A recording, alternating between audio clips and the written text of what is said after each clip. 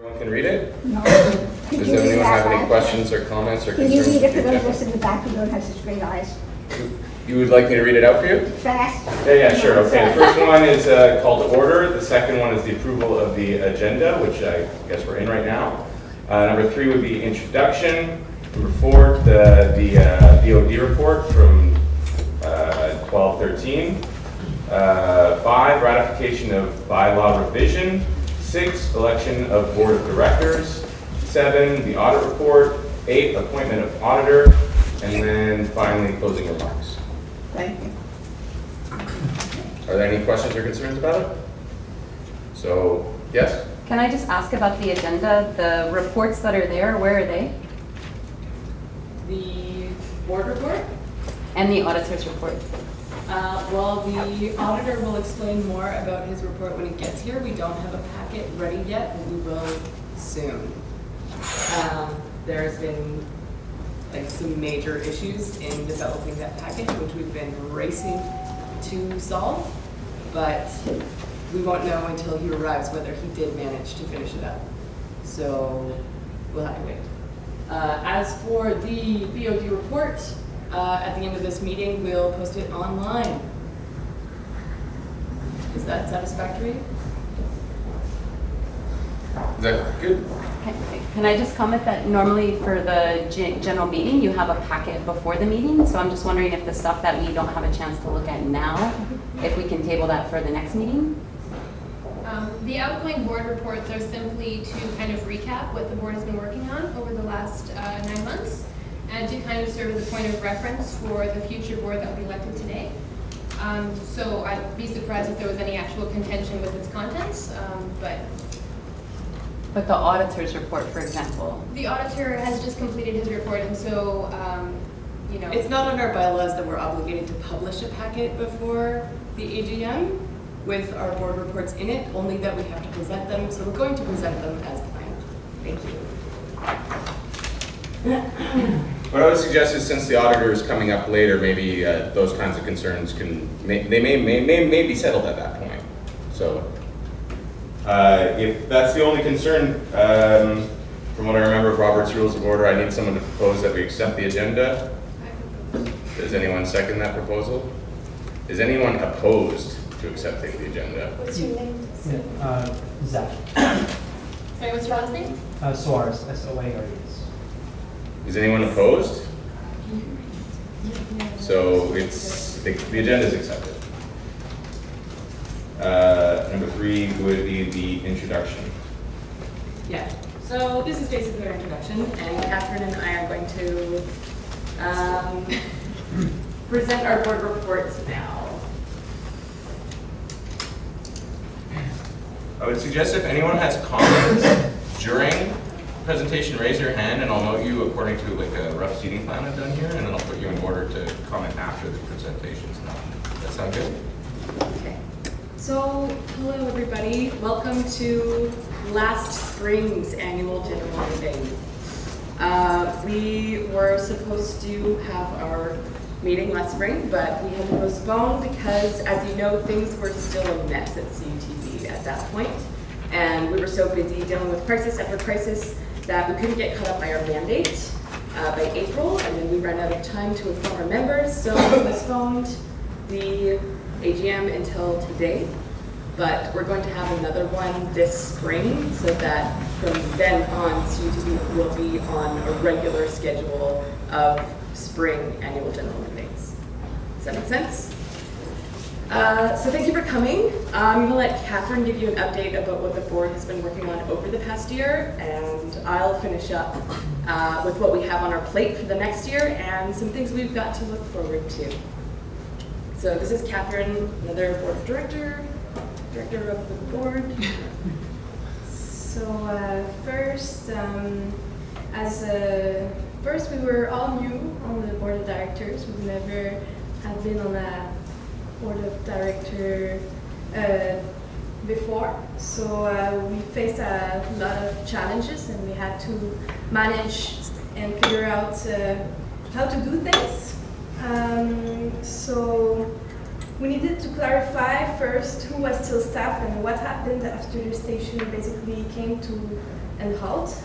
A number of board members fell below the legal requirement for a not-for-profit before we came here. A majority of staff had been alienated for the station at that time, and staff numbers had been at a sustainable number. The university reacted to the upheaval at CUTV by freezing our accounts, making it difficult to pay staff and make purchases for the station. We were in a legal limbo, but after the SGM in December, when the current board was elected, we began to sort things out slowly, one thing to the other. Our first priority was making the station a safer space for our members who had been damaged during the crisis. Aside from working through the staff issues, the admin working group was also formed to review the bylaws and investigate the crisis in the perspective of bringing back a safer space through conflict resolution. During that time, we assured that the station remained open on normal schedule. We secured assets and got the access to the key list back for a while, because it took a long time. Recently, a review of the insurance coverage for the station was made. And our mandate also involved the restructuring of the station to ensure a more horizontal and collective management. We provided and improved coordination tools for the board and the station, and the production cycle was reviewed with members and staff who were present during the meeting. The finance working group worked really hard to pay outstanding bills, assuring that all staff received their pay, catch up with the station's messy financial situation, worked with an accountant in order to produce an audit, and submitted a budget. A transition agreement was negotiated with the CSBC, following the divorce between CJLO and CUTV through CSBC. For instance, CSBC retained control of one of CUTV's university account, which has been restored since. The communication working group maintained and improved the communication between the university, the members, the various partners of CUTV. There has been an issue with the website domain registration that had to be resolved. Yeah, so that's it for me. It's your turn. Yeah, okay, so that's what we have been working on, and basically I'm just going to talk to you about what comes next, which is a lot more exciting. And basically, once the new board is elected tonight, there will be a lot of catching up to do initially. Some legal changes have to be made, and the Quebec Registry will have to be updated, as well as the university. We'll have to be updated with the new board. We'll have to decide the positions within the board of chair, secretary, treasurer, make sure everyone is fully trained in order to keep things running smoothly at the station. All of the previous board members have committed to help the new board in any way they can with this transition. Also, in the next few weeks, we will have access to our fall fee levy, which means that CUTV members get to make some exciting decisions about how we want to invest our fee levy this year in order to benefit the members and students in the most meaningful ways. A few ideas have been floating around the station. Perhaps we want to organize a 48-hour film festival. Perhaps we want to start a contest or a bursary program for filmmakers in the community. Perhaps we want to hire another employee. Perhaps we want to invest in some new equipment. It'll be the board's responsibility to organize meetings for members, to suggest, vote on ideas with the help of members to carry these plans out. Now that the crisis is over, this is the fun part. We must not forget that as part of our separation from the CSBC, CUTV is going to have to go to referendum in the spring, which means that students will have to vote again on whether CUTV keeps its fee levy. It's kind of a big deal because we could possibly lose all of our money for the next year.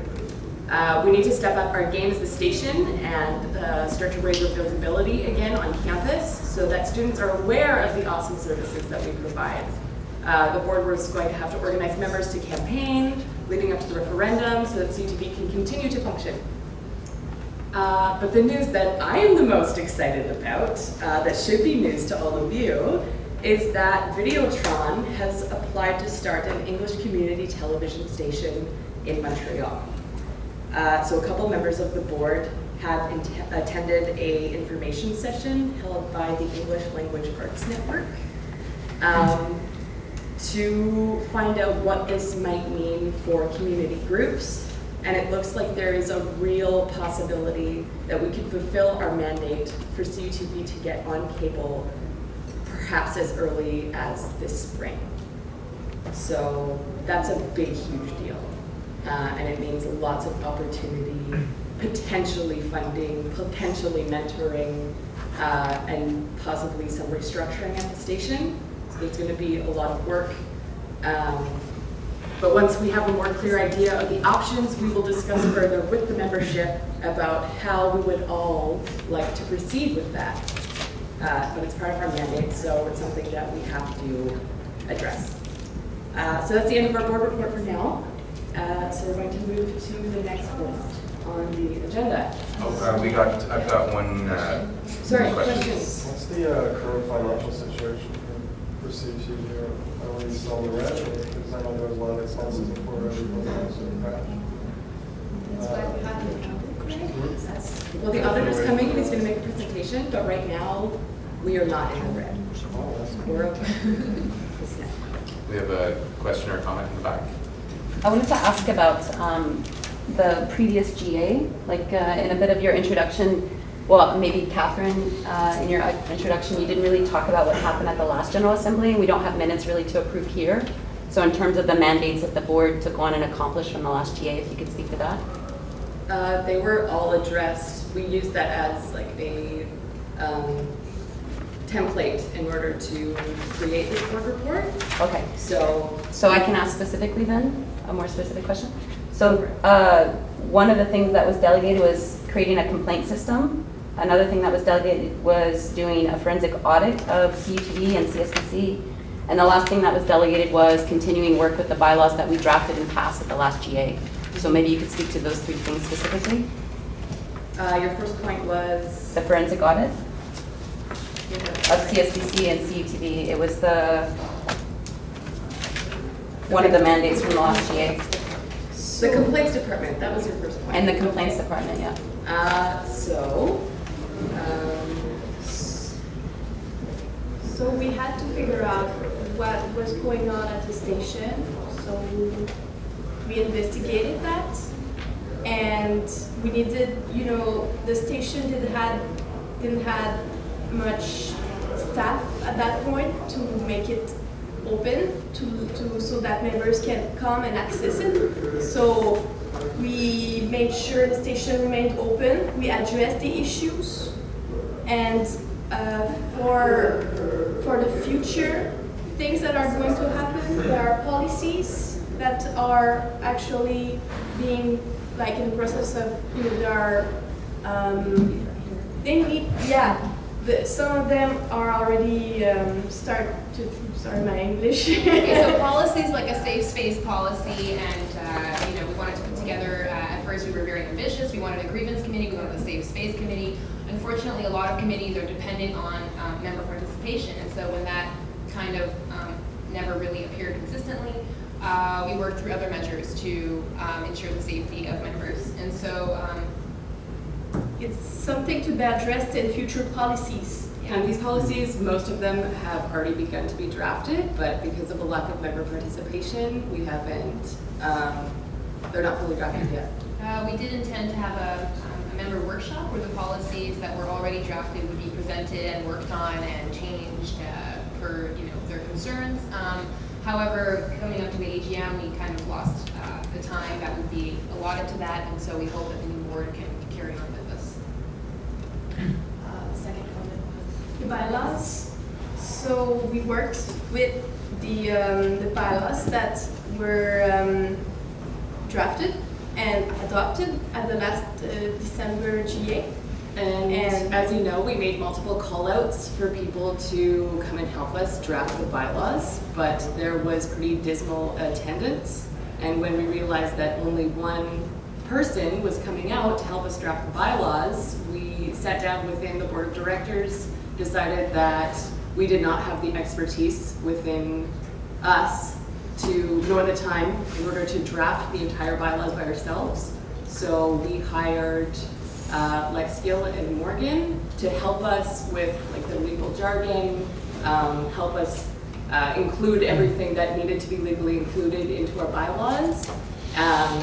And they helped us draft them, and we had multiple meetings with Lex and Morgan to just like talk about what the members had requested at the GA, and they helped us to create the bylaws. I think Lex would like to say something. Yes, I have permission to speak at the next agenda item where we're talking about the bylaws. I can explain that process much more clearly, I think, in our today. The last question was about the audit. Sorry, what was the question about the audit, Gretchen? I just wanted to know if the forensic audit had taken place of CSBC and CUTV as passed by the members at the last December 2012 GA. Well, considering that our financial situation was abysmal when we came into the board of directors, we realized that a $15,000 financial audit was not a reasonable action to take at that time if we wanted to continue to keep the station open. So it's something that can still be pursued, but it is an extreme measure, and at this point, CUTV is running more smoothly, and I think we should talk to the membership again about whether they think that's a responsible way to invest the money from our money levy. Can I ask a follow-up question about the bylaws? How about we address your concerns with the bylaws when we get to the point on the agenda that addresses the bylaws? I was more concerned about the process, not the specific bylaws. It's a question about the process. I thought maybe Lex could speak to that. I can speak to it under the agenda item to talk about the bylaws, if I have permission from the members to speak at this meeting because I'm not a member. I'm not a member of the board of directors, so I feel that it's not really appropriate for me to speak about that under the board of directors report. I can, maybe if people would like me to speak next. You know what, I'm just gonna insert myself right here, and I'm just gonna test the group. Does the group wanna continue along this line of inquiry, or does the group wanna move on through the agenda and maybe, so if you wanna move on, do something like this. And if you, if you wanna keep on with this point, raise your hand like this. Okay, so I'm sorry guys, like I wanna make sure you guys get heard, but you are being, you've been heard a bit. We're gonna hear a bit more of this, and it's not like you're being closed out or anything. You'll have plenty of chances as we move along. So, with obviously the assent of the group, we'll move on to the next agenda point, which is the BOD report. We just did the BOD report, so now let's move on to the ratification of the bylaws revision.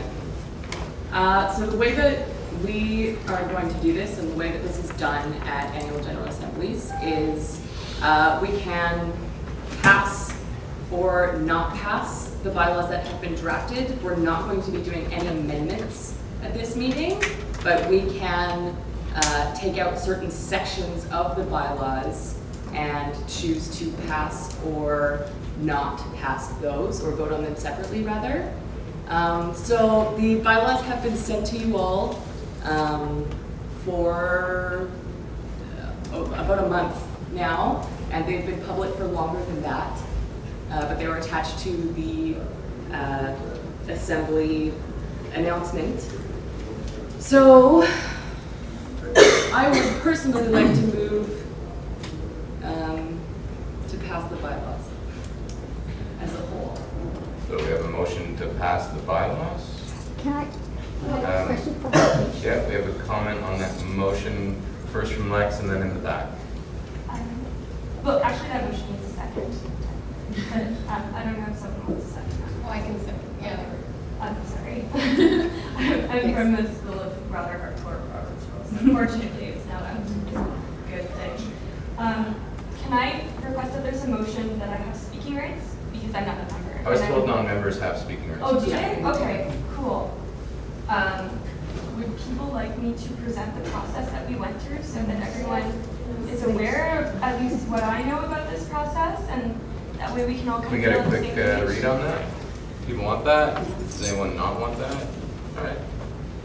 Okay, can I stand up? No. Okay, We I need a can stand second. here. Sorry. Yeah. Okay.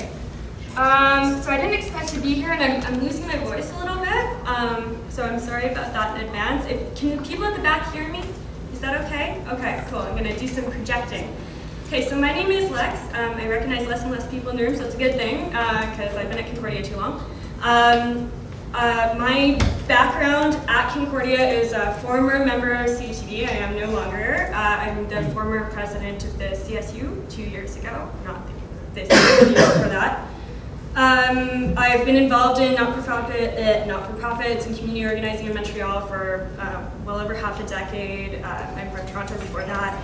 I've spent a lot of time working in organizational development and a lot of time in various organizations reviewing and restructuring sort of corporate structure, and CUTV, like all not-for-profits, is a corporation. It's bound by certain laws, including in this case, the Quebec Companies Act. It's a not-for-profit registered in that way.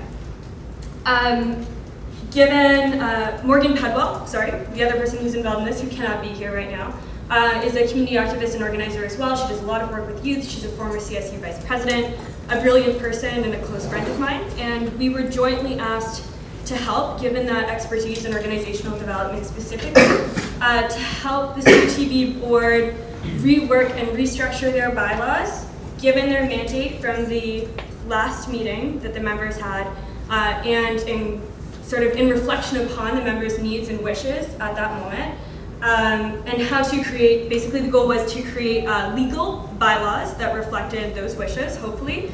And so the process, the mandate we had was to work with the CUTV Board of Directors and staff actually, there's staff there, I'm sorry, article by article, to create a legally binding set of bylaws that could then be brought back to the members in this context. So there was no editorial role from Morgan and I in the drafting of this document at all.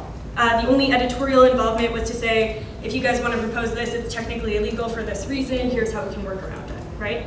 So there were actually two final bylaws drafted for the board of CUTV. One was a pre-fee version of these bylaws. The other was a post-fee version of these bylaws. What I mean by that is currently, as you guys know, this CUTV is not receiving a fee from the membership, from the student membership at Concordia.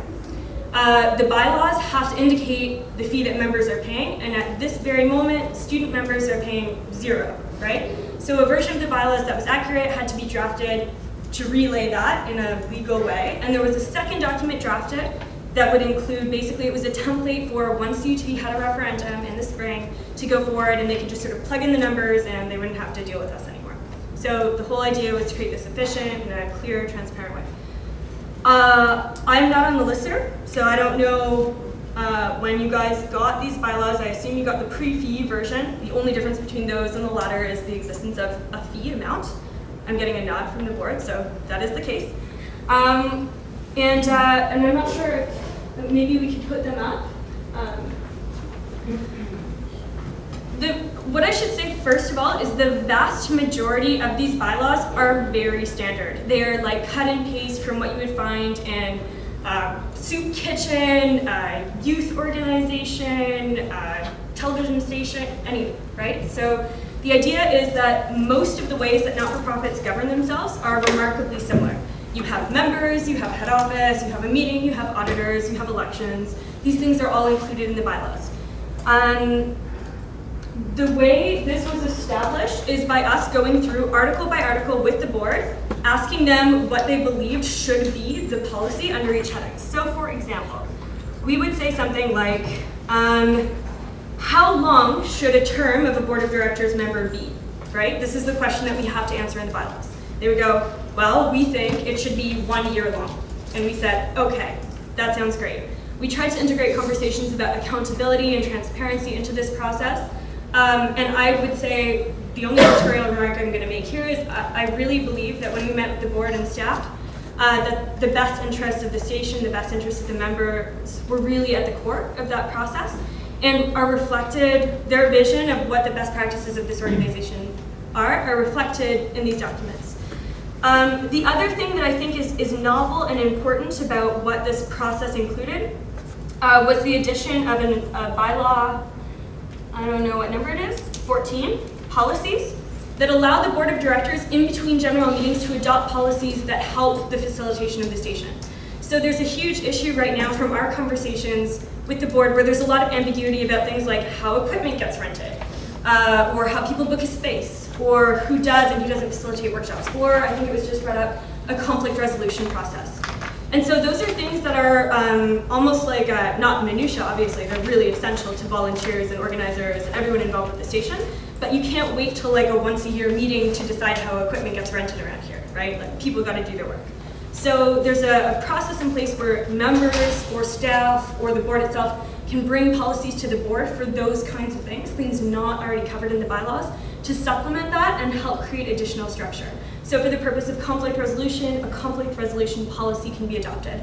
Those things get brought back to the AGM at the end of the year, people ratify them, they're allowed to give feedback, and all of them are automatically public. Every document that this set of bylaws creates are automatically put on the CUTV website, and they're sort of addressed this way. So there are sections in these bylaws like indemnity that are rather standard, like fiscal year, general provisions, like when we say he, we also mean she and they, and other pronouns that people may want to use.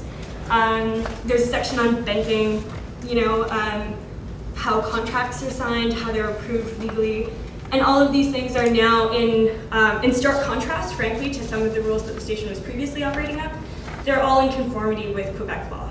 And that's a huge plus for the station, because if your bylaws are in shambles, it's very difficult for you to go and sit in front of a granting agency, in front of the government, or in front of the university and ask for support, whether that's financial or institutional.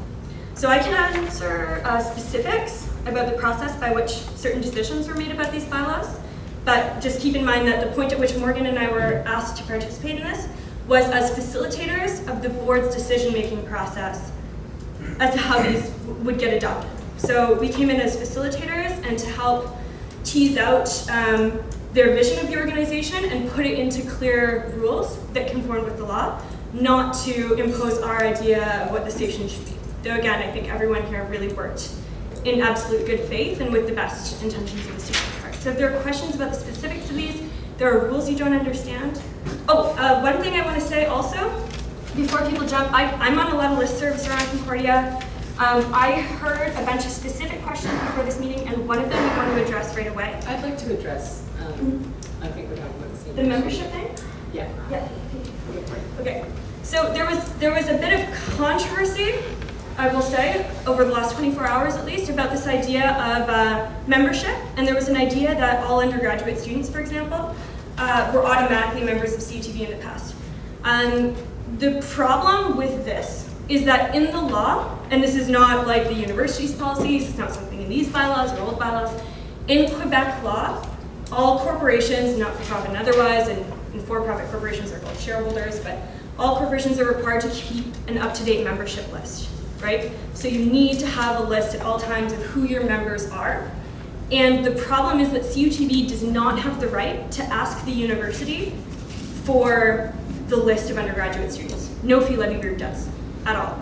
The only people who are sort of the maintainers of that list legally are the CSU. And I can tell you as a former CSU executive that we are legally not allowed to give it to anyone. We can only act as verifiers, same with the Dean of Students Office. And even then, there's some confusion about whose privacy rights are being given up in that process. So the rationale in this set of bylaws was the following. To get around this situation, because everyone wants all students to be able to participate, all students are going to pay fees to this organization, right? The goal in this process was to make it as easy as possible for students and members generally to participate in this organization while still making sure that the CUTV is not breaking the law. Right? So the process now is that you go to the station, or you go online, or you go wherever, you fill out a membership application form. From the point you submit it, you're automatically a member, okay? Then the board has a period to review that membership if they find that there's something like really fishy about your membership, because they go and they have the right to verify that with the Dean of Students Office, who also legally have the right to this list. And the Dean of Students Office will either say, yeah, you're a student, nay, you're not, right?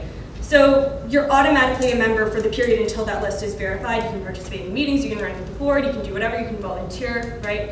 The whole thing was to make sure that CUTV was able to maintain that list so that it didn't end up in legal trouble, right? So now, the only time that the board of directors can reject you is not like they don't like your face, they think you have an attitude problem, it's a Tuesday, whatever. The board of directors can only reject you if you don't meet the eligibility requirements to become a member. So if you apply as a student member, they send your application form to the Dean of Students office, and the Dean of Students office says, like, this person hasn't been a student for 6 years, right? Or they won't even say that, they'll just say this person is not a student, right? Then CUTV board of directors has the right to then notify that person, hey, turns out you're not a student, please apply as a community member instead, right? And then they can go fill out the different form to be a community member, pay their $5 or $10 fee or $20 fee, I can never remember how much. And then they can participate in the station automatically from the point that fee is paid. So no one is closed out of membership in this organization. It's simply to streamline the process and so that CUTV also knows who their base is, which is important if they're like filling out grant applications and stuff like that. So I just wanted to clarify that at the outset because that was us intervening. That was Morgan and I saying, hey, wait guys, we know you want every student to be able to walk in these meetings, but there's a law we have to follow here. So I'll take the fire for that. And I'll answer questions related to that if people have questions. Yeah, I've got a stack going right now. Cool. Yeah, right. Can people just clarify if they want me to answer them, if they want the board to answer them, because I feel like there might be a gray zone. Yeah, and the other thing is, it was mentioned to me in the course, can you mention your name before speaking, just for the minutes? Yeah, back. Can we give Lex a round of applause?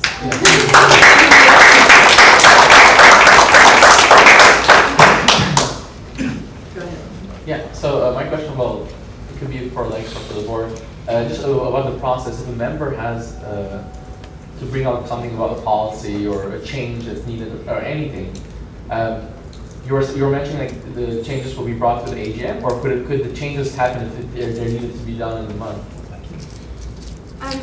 To just interpret the bylaws that are being proposed.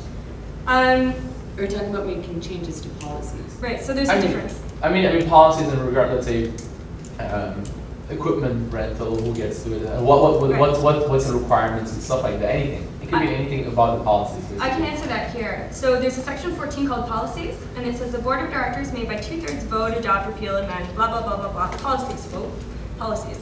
So if you as a member send an email to the chair of the board and you say, I think we need to adopt this policy, the chair of the board is gonna go, okay, either there's a policy drafted or there isn't, and the board will bring you in for a meeting, hopefully, because that's their role, is to consult with members, and draft that policy together.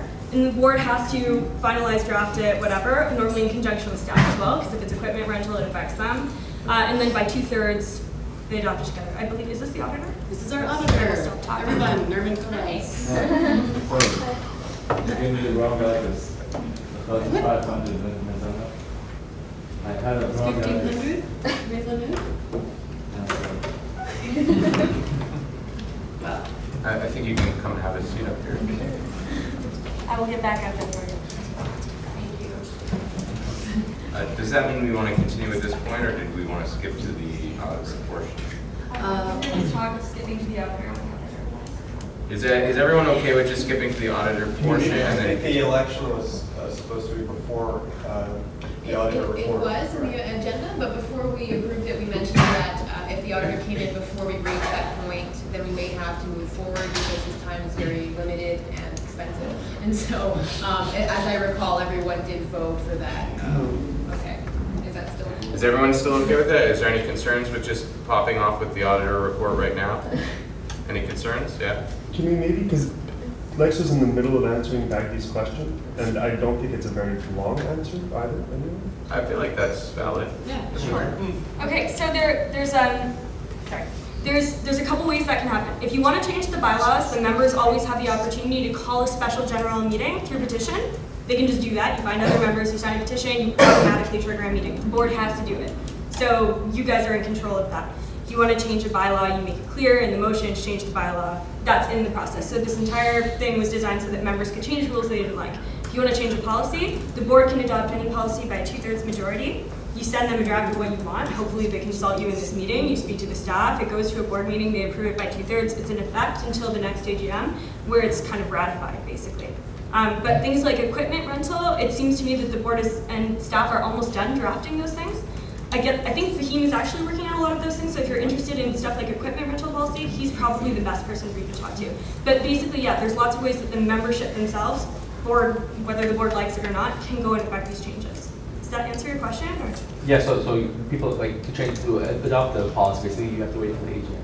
No, to No, adopt no, a no. policy. So, okay, so there's bylaws, Okay. right? And Yeah. you adopt them in meetings like this of the Okay. membership, Yeah. and you just have to call them following the bylaws. Okay. The AGM happens automatically. If members want to have a special general Right. meeting in addition to that, they can call it themselves. Okay? If you just want to change a policy, all you have to do is email the board and ask them to entertain that policy, right? And you work with them to construct it. If that doesn't work, you call an SGM and force them to adopt it, because that's how politics work.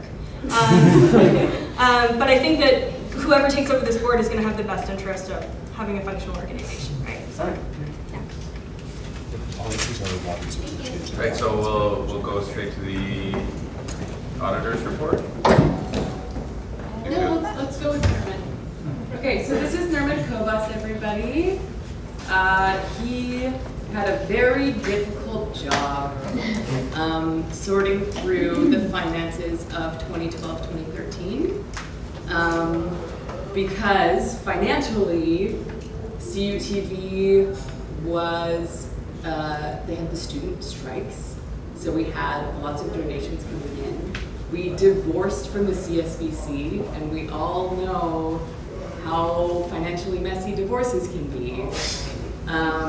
Also, we lost the entire board that had been overseeing CUTV while he was going through our finances. We didn't have anybody who was supposed to be keeping track of these, actually keeping track of these.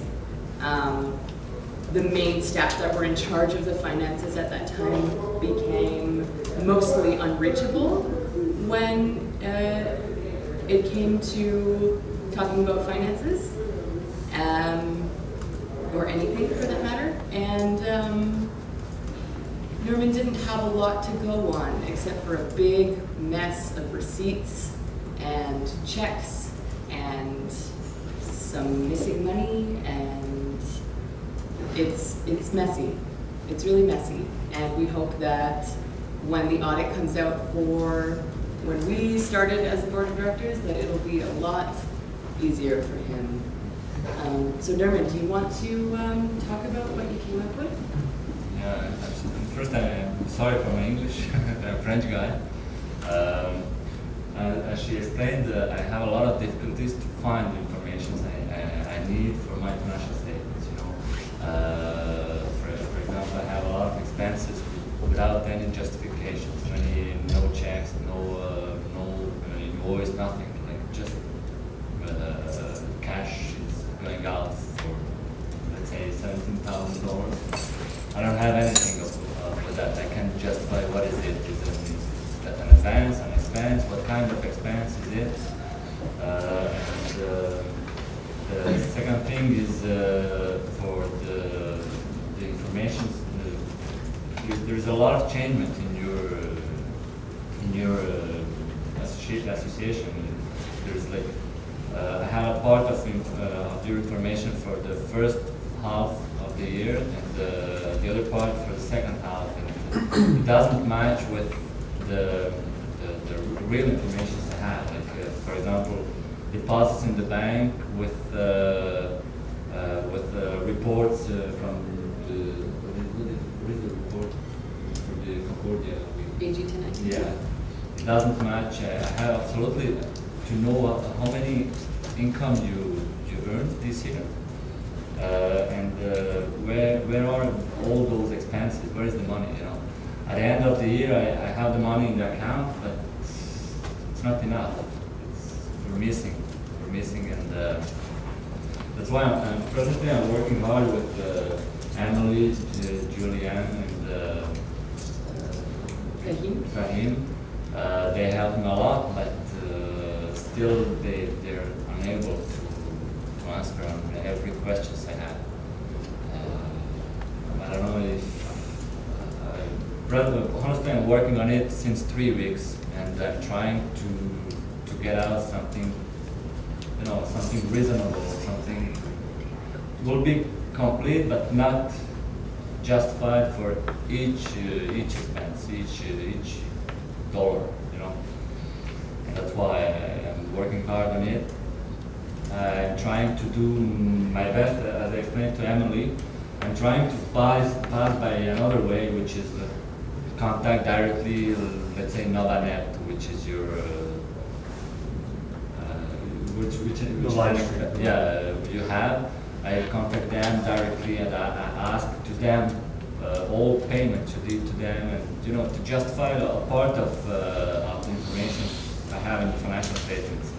The other thing is I'm trying to complete with checks and names on checks I saw to justify what kind of expense we had. But it's not the same thing to take just your bank statement and just plug it in the financial statement. For me, it's I have to present it differently with accounting rules. That's why. I think we will finish, but maybe not at entire my satisfaction. I don't know if you have any questions. Got one. Any other questions? And we've got two back there. So when you say you can't find some money, we're talking like how much? Honestly, for now, I can find. I have a biggest money taken just out from the bank, not the check, nothing, just retrait au guichet. 18. Yeah, 17,900 something. That is 17,000. 17,000. Which happened in May or June last year. So who would have had access to that money? Sorry? Well, you guys know that. Let's try and keep the off the cuff comments. Like if you want to speak, just raise your hand because it'll just spin out. Well, that is a legitimate question. So who had access to this money? I mean, if that's part of the auditing process, we also be investigating. Do you have an automatic responsibility to report any criminal activity to the police, or you just present the report, it would be up to us? Not really. Okay. The only thing is if I'm not able to complete my work, I have to, how do we say in English, retire myself from the fund. I just thought I cannot sign, or just completed it without my signature. Okay. Okay. All right. It's the only way we can use that. I got you on the list, but I've got the person far back on the right. Can you say your name before you speak? It's Abby. No, it's actually the person next to you. sorry. She raised her hand before you, and then you're up right after her. Excuse Sorry. me. My name is Gretchen. I wanted to know if you could speak to the difference between a financial statement, which you said you were preparing, versus an audit. Are you working on an audit, or are you working on a financial statement? I'm not sure what the difference There is. is three kinds of financial statements we can do: audit, exam, or notice to reader.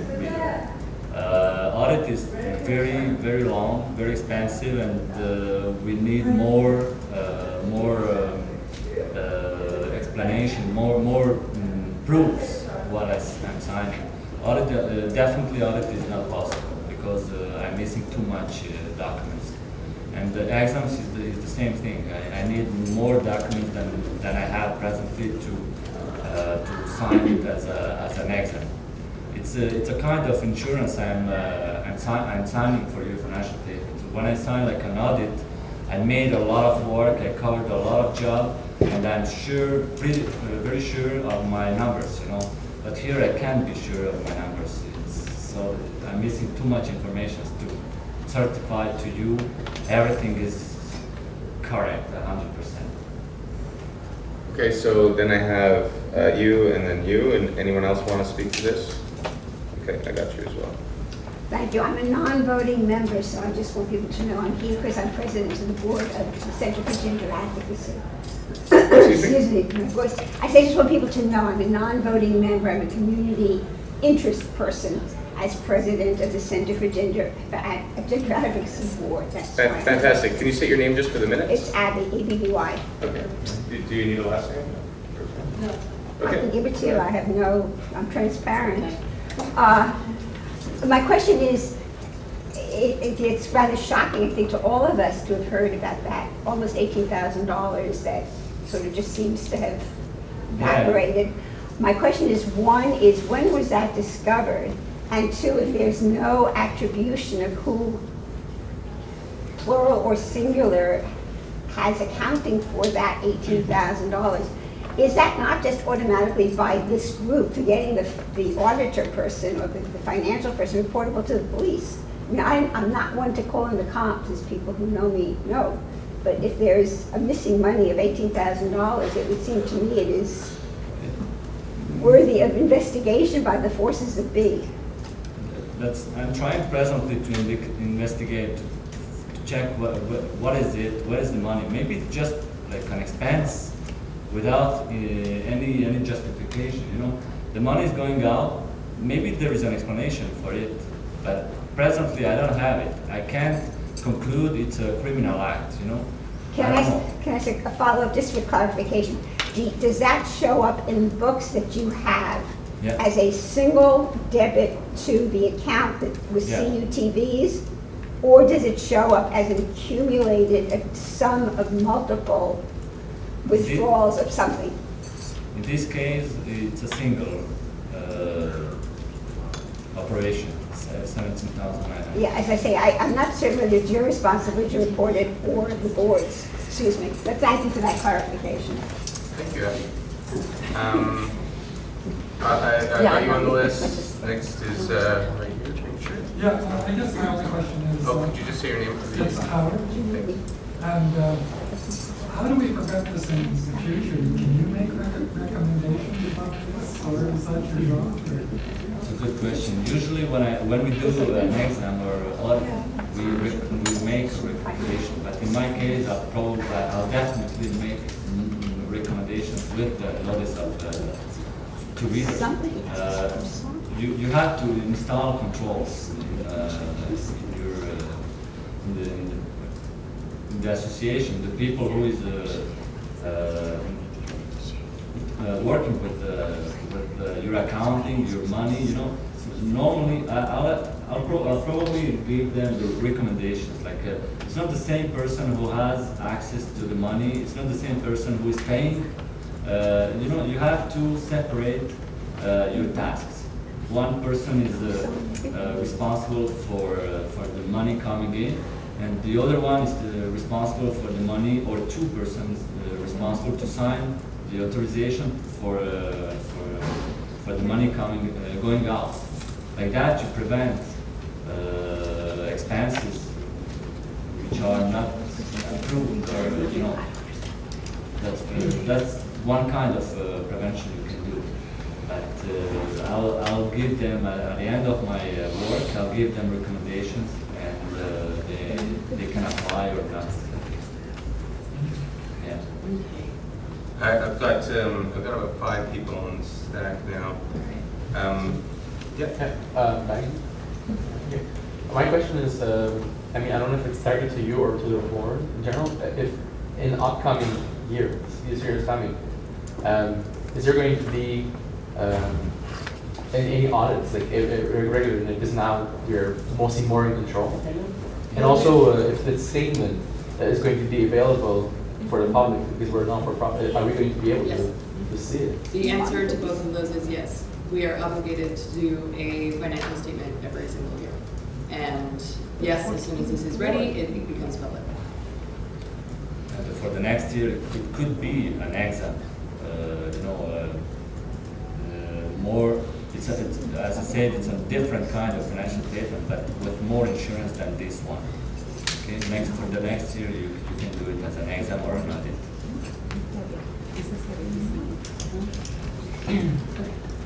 So I have 4 people on staff. Do you want to be on the side? Okay. So in the back here, the far back door. Me again? Yeah. Okay, sorry. I just wanted to clarify, you had said that this was a guichet withdrawal, like a withdrawal from an ATM, and then you said it was for $17,000+. Did I misunderstand something? Yeah, I have here your bank statements. Okay, but are you saying that there was a withdrawal on an ATM of $17,000? And I'm just wondering if that's the case, how is that possible? Because you just explained that you usually need 2 people to sign on to something like a big expense. Yeah, so just check. I got you on there. Abby, I got you on there. Thank you. Retrait au comptoir. Okay, that's At the counter. Yeah, counter. 9th of July. And you- C'est quoi la- Sorry, just to clarify, it's a counter withdrawal made on the 9th of July, so we could know who made that withdrawal. Maybe the bank can Okay. know, I don't know, but me, I cannot. Someone maybe can ask, probably they have in their records who came on, no? July 2012? Yeah. Yeah. Not necessarily crap.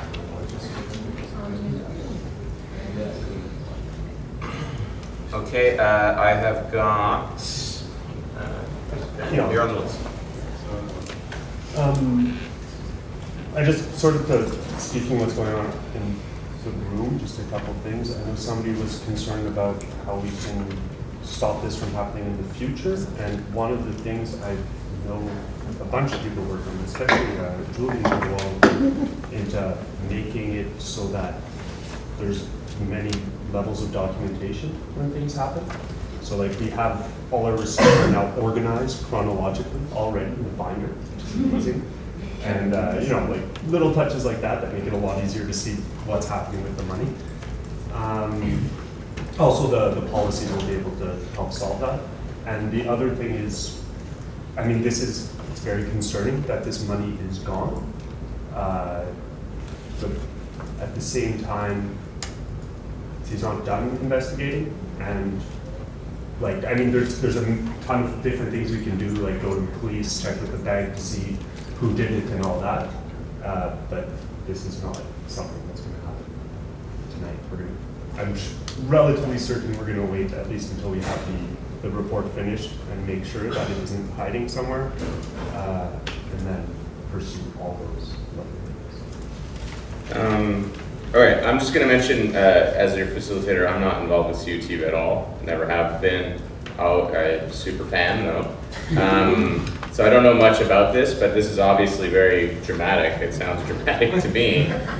And I've sometimes seen meetings like this kind of get sidetracked with the drama and the narrative of something like this happening. And I think I just want to underline that comment that, you know, let's try and stay focused on things that are constructive, that'll move us forward. And if we cheat, we're not going to Columbo this out, I don't think, right here. So the person right in front of Abby is next on the stack. Hi, I'm Julie. I'm not a voting member. Like everyone else, I'm very shocked by this $17,000 withdrawal. I'm a bit surprised that a request to the bank hasn't already been made to determine who made that withdrawal, and I just wondered if we can basically make a motion. Can I respond to this? Yeah, sure. Well, is that your whole question? I'm hoping that there will be like an official commitment to requesting that information from the bank coming out of this meeting. Yes, I think we're all in agreement there. Since the auditor is still working on the report and it is not finished, maybe when we get the report, then we can, as a group, decide what kind of investigation that this requires. But in the meantime, I think it is less purposeful to spend time on these hypothetical situations since we don't actually have the report. Perhaps the questions will be solved when it's done, or perhaps they won't be, but it's not done yet. So when we get it, we'll let you know. We'll set up a meeting, or whoever the next board is, we'll set up a meeting, and we'll carry on with that. In the meantime, I'd like to move on, because right now, I think we're all just trying to figure out what it was and what that money was spent on. You're on this next. It's perfect. Maybe I'll propose that we close the stack. Does that sound good? Because there's 4 people left, and I'm getting the feeling that they all really want to speak. So if everyone's okay with closing the stack, and we just won't add any more people to discuss this topic, so we can move on. Emily, you actually, it's you're next, and then Emily, you're still on the stack if you want. Okay, and then we have 2 more people. Just future reference, the board of directors is going to be involved in all the financial risk, or do they have to pass through The board of directors. university? is legally responsible for all of the financial decisions of CUTV, but we're also obligated to act on the wishes of our membership. So that we're in control of our finances. Yes.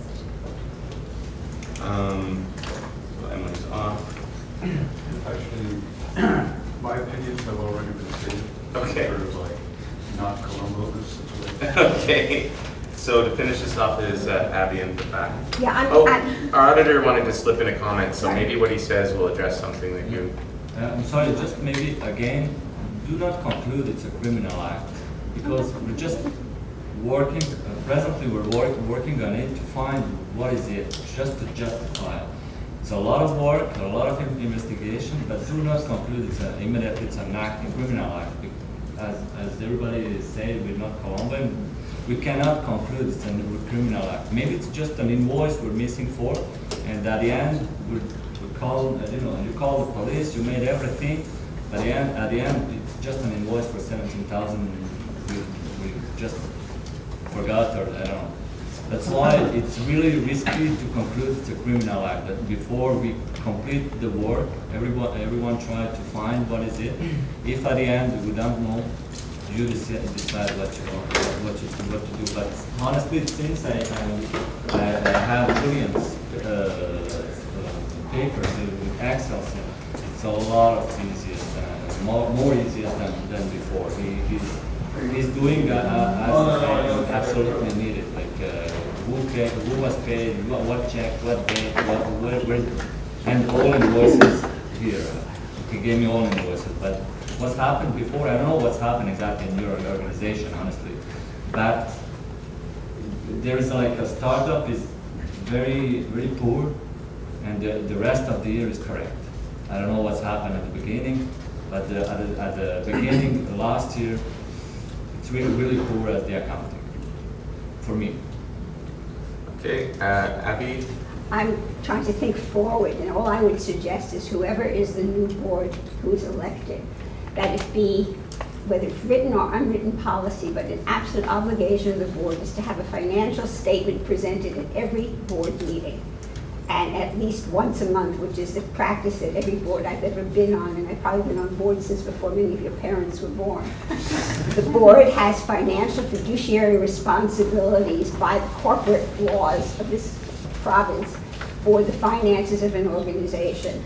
If you see a budget at the beginning of the year, you have a proposed budget. You then have your monthly statements, which tell you where you stand on the budget, how much has been spent, how much has come in, where you have to adjust your budget during the year.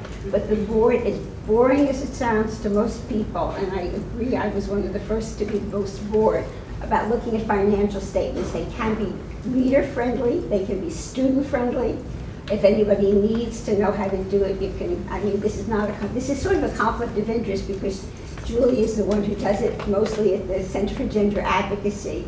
And we spent 2 full days or 2 full meetings as a board reviewing how to read financial statements to know what they look like, what an operating budget was. So going forward, if those who are members of this group do not encourage your board to have financial statements presented each meeting and made available as needed, I would worry about the future. My sermon is over. Sorry. Thanks, Abby. That closes the stack on this agenda item. So I believe that we're going to, or on this discussion point, I'm not sure if our auditor had more to say. Do you have more to say, or is that est-ce que vous avez d'autres choses à présenter? Maybe I don't know from the city, what the date is from what date is the new board? December 2012. Okay. As I said just before, I have all information, honestly, since November last year. Everything is there. The thing is, and what's happened at the beginning, I don't know. As I told you, I don't know what's happened exactly, what kind of conflict you had, or but do not. I don't know. It's not to me to decide what do you want to think about people on the board presently, but I think something happened at the beginning, not now. What is the beginning? Is the beginning of fiscal year or the beginning of the? Last year, April, May, June, July. That's the most important months for, not this year, last year. April to July 2012. 2012, not this year. A lot of things happened last year. I have a lot of operations in the accounting unjustified last year, 2012, at the beginning. Since Julian comes on the board, he has all followings in his Excels. He sent me everything. With his files, I'm able to justify, to match invoices and, you know, to justify expenses. But he's trying very hard to help me what's happened before. Where's the money for the before? Sometimes we find some invoices, sometimes not. Julian is the current board's treasurer. Yeah.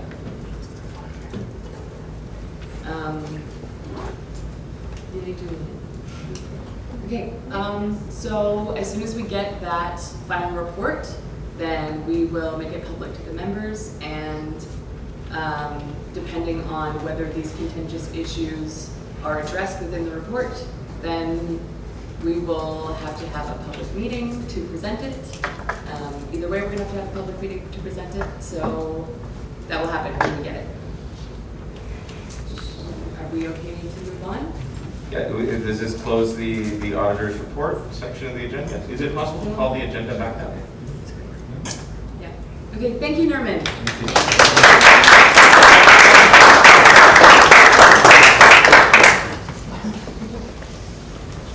we call the agenda back up? Yes. I have a feeling people have more questions. Yeah, we're going back to where we were before. Question, yeah, we're going back like to mid. Like that time or lots of questions. Once it clears out, you can just pick your, you're allowed to. Thank you very much.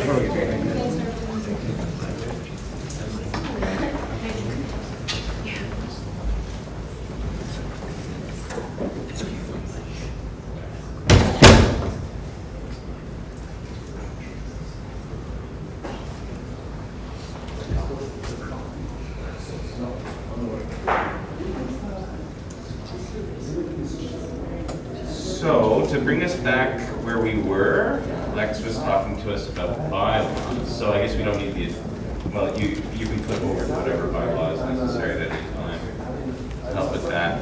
And Lex had just answered a question from Maggie. About how policies got changed. So there's bylaws get changed through a process much like this.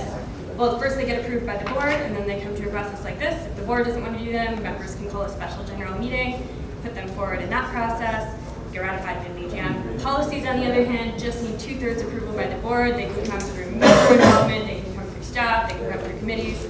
All they need is the board to consider them at a meeting, and any board following their own bylaws would consider any of them for proposal. Is there other questions about the bylaws I can clear up? Did I satisfactorily answer the question about the membership form and how students aren't automatically members before? Everyone's. There be a way to facilitate membership enrolling in the online environment. Yeah, something that we talked about with the board is that, well, first of all, we kind of tried to deal with that as proactively as possible in this process. So you got to fill out a form to become a member, sure, but there was a strong desire to put that form online. I'm not sure if it is right now, but the goal was once these were approved, that form would go online. And then we even put in, say like you had a super evil board who didn't want anyone to be members, we even put in something saying that if they're, I'll read it to you exactly. If for whatever reason, no clear process is indicated on the form for submitting it, or there's no form, a paper copy delivered by hand or mail from head office is sufficient to indicate receipt of the application. In following that, there's a principle in the law that the content is more important than the form itself. So if, for example, no form existed, and you just sent a letter to CUTV saying you'd like to apply to be a member, your membership would still be, you would still become a member, right? So if I were CUTV and I wanted super active participation, I would make sure I'd have membership forums like when I was tabling, I would put it online, I would send it out to our listserv. It seems to me that there's a lot of desire to do that. There's no one else on staff, so you can. So is there provision to prevent the possibility of people becoming voting members in mass before, for example, a general assembly or something? No, that's how democracy works, and that can be messy. But if you want to, like, for example, I don't know, run around with like a stack of 500 membership forms and get them all signed up and whatever, and then you have all these student members who have never really participated in the station, and that's your conviction. Well, there's a couple things I'd say to that. One, those students paid a fee to CUTV, right? So they have a stake. Two, you still have to convince those 500 people to come to the meeting. So there must be really something substantial going on for them to want to do that. And three, if they do come to a meeting and there's something enough to get them to a meeting, then probably the organization is kind of on the wrong course, you know? If there's enough momentum to get like hundreds of people literally to sign up to, I mean, that's what mobilization looks like, more or less, right? You do the same thing with community members, right? The membership fee is $20, is that right? $20, so say like, I don't know, I was like the CEO of ExxonMobil and I wanted to like pass a policy saying that you guys can't say anything bad about the tar sands anymore. I want to spend $50,000 buying members. Well, I wouldn't just have to pay the $20 per member, so like that's again 20 times whatever, right? I would still have to get all those people in the room. So there's an element of the democratic process that mitigates the fear of being overtaken. And I guess that's the best way I can answer your question. Pillar corner? My name's Gene. I'm not currently a member of CUTV, but probably will be. Just as a recommendation for the future board, for general meetings, special or annual, it would probably be a good idea to come with forms for students and for community members so that people could sign up on the spot, because that way, you know, a lot of people might want to just show up to the GM and participate. And if you wanted to sort of circumvent things and make sure that people were students, you could just have a laptop, you could log in by Concordia, show their schedule, show their whatever, and then sign up for the membership form, just to make sure that people who do show up, you know, they didn't have to realize that they needed to come to the, you know, office like 2 days beforehand or whatever. It would probably be a good accessibility measure in the future. So just a recommendation. I totally agree, and there's sort of a 14-day period here where the board has the ability to verify membership status, and I guess one thing that we sort of would recommend is working with the Dean of Students office to find a way to automatically verify rather than having the board to go to the Dean of Students office every time to get things verified. But I think that's something the university needs to catch up on that. Maybe the CSU can help with that. I think that would be a great thing for all fee levies to have that process. Well, that's why we can't do it on the spot, is because we have no way to verify your student status. That would be the My Concordia aspect of things. If you can log in and show your schedule or show that you're registered in credits, especially if you're holding things after the D&D date, you can be pretty confident for students. So it is sort of one of those fail-safes on the spot. I just have a little, because there is actually something that enables you to check if somebody's, what's there full-time or not, and Concordia students. And if you look at the Go there when you do the card, they actually have a system. I think that's what he was saying about opening up your it's just a system when you log in, and it's just showing just one part. Am I hearing that this is something that people are kind of okay with the fact that this exists for now, but they want the board to go back and find a more efficient process for doing this, and like the incoming board should hear that as a mandate? Like, I don't want to sort of like facilitate this, but that's kind of what I'm hearing from this. Sorry, just in terms of mandates, like I had understood at the last GA that we passed membership stating that all undergraduates were members of CUTV pending referendum for time, or all students who. And we've explained that that's illegal. Actually, if I could put some context there, for the Companies Act, yes, it sets up a framework that we have to work in, but we can choose to be as democratic as we want to be. If we want to be open and transparent to all students who pay a fee, then we can do as was suggested, set up a process by which a member could grab an application form at our general meeting, set up a process by which all students have a right to know when the general meeting is going to happen. That would be the most transparent and democratic way. The Companies Act is not a good example of horizontal governance. That already exists in our station. Sorry, just to conclude my thought. Fee levy groups at Concordia and McGill have different ways of approaching the Companies Act to operate more democratically. And so some groups like QPERG, Concordia, have a list that they have at the door that their members sign in on, that they turn over and make into their Companies Act required membership list. CUTV has a different process. We have an online database that everybody who comes in and gets oriented automatically gets input to. The point is every organization does things differently, and we have the right as an organization to choose to be as democratic as we want. Is it, yeah, okay. So I would suggest to open it up more and make it more clear in future revisions of the bylaws that people who pay a fee are members of the station, because that's what we passed last December, and this new revision goes against that. No, it doesn't. Okay, is that a proposal or a suggestion? It's a suggestion for moving forward, yes. Okay, suggestion. I don't think we can amend the bylaws here, that's why I'm not moving an amendment. Okay, all right. Yeah, absolutely. Okay, so just so that people understand, so yeah, because I guess there is actually a motion to approve these bylaws right now. So that people understand what this body is empowered to do right now, you can approve the bylaws in whole, or you can approve all of them with the exception of 1 or 2, or you can approve them all and then give the board a mandate to go and work on some of them. So it seems to me that there's a feeling that this membership system isn't adequate. I agree that having a system where like you can walk up to the door and sign in is a really good model, and it's something that this organization might be in a space they can test out, right? But because of notice requirements in the law, like you can't just like show up in a general assembly without ever sending out a notice of a rule you want to pass and then be like, and now here's my new set of bylaws that I'm going to circulate to the room and we're approving these, right? Like that's not very democratic either. So the problem with amending bylaw, anyway, long story short, legally you can't approve like new bylaws that haven't been given notice, so we can either approve or reject the ones that have been proposed. So I guess one way I would suggest to move forward is kind of approve these and give the board a mandate to like find a better system to get more members in at the door the first general meeting they come to, right? So whether that's with the Dean of Students office, whether that's having a policy where you're automatically a member if you sign up on a list at the door. Does that make sense? Just so that people, like, because I think it would be cool if we could actually amend this rule here, but you can't do that. So, I just wanted to clarify that. The thing about it is the bylaws that exist right now, like your suggestion of bringing forms to the meeting and having people sign into My Concordia in order to vote that way is totally possible under the current bylaws. We just didn't do it today. Like we are constantly taking feedback, and thank you for that feedback. Next time, we'll bring the forms and people can sign on to My Concordia and we can verify their student status and they will be able to vote. But the way that the bylaws now, we can still do it. So thank you, note taken, it's in the minutes. I think we should move on now. Julia?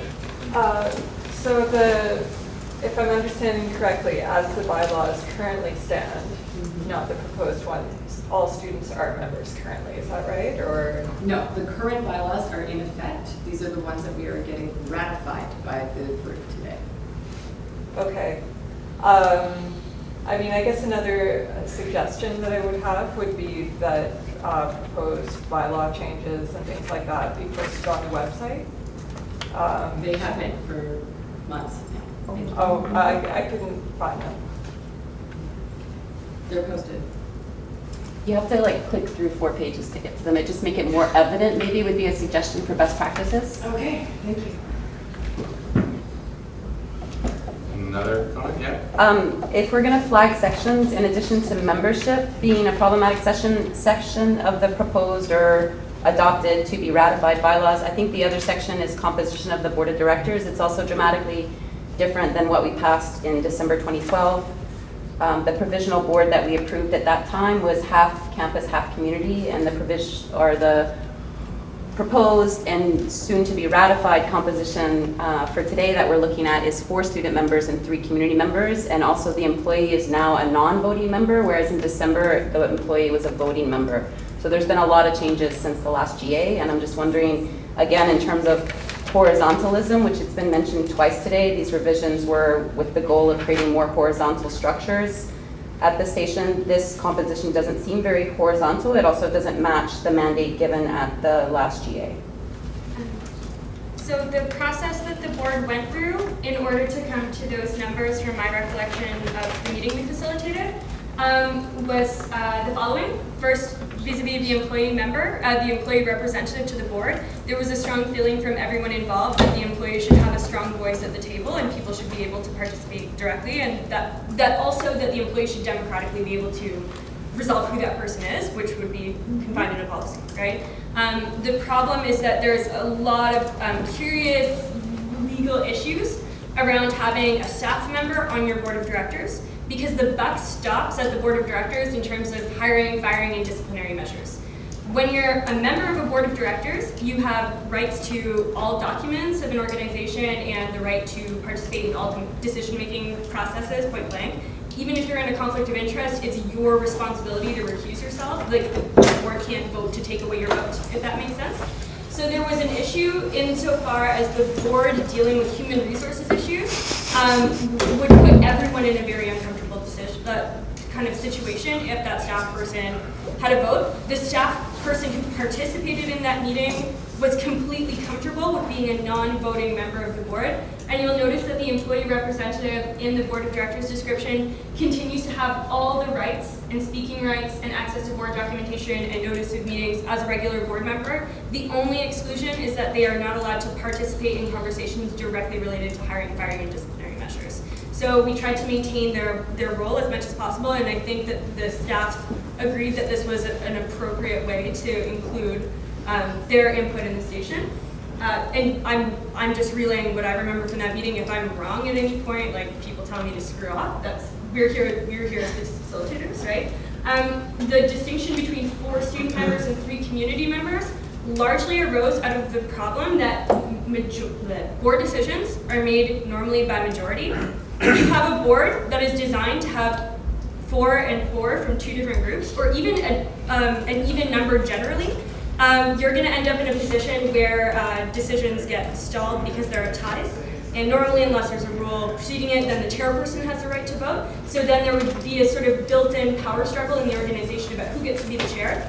Or you remove the chair's right to break a tie, and in that case, you just have decisions losing by ties all the time, which is a really not healthy organizational structure.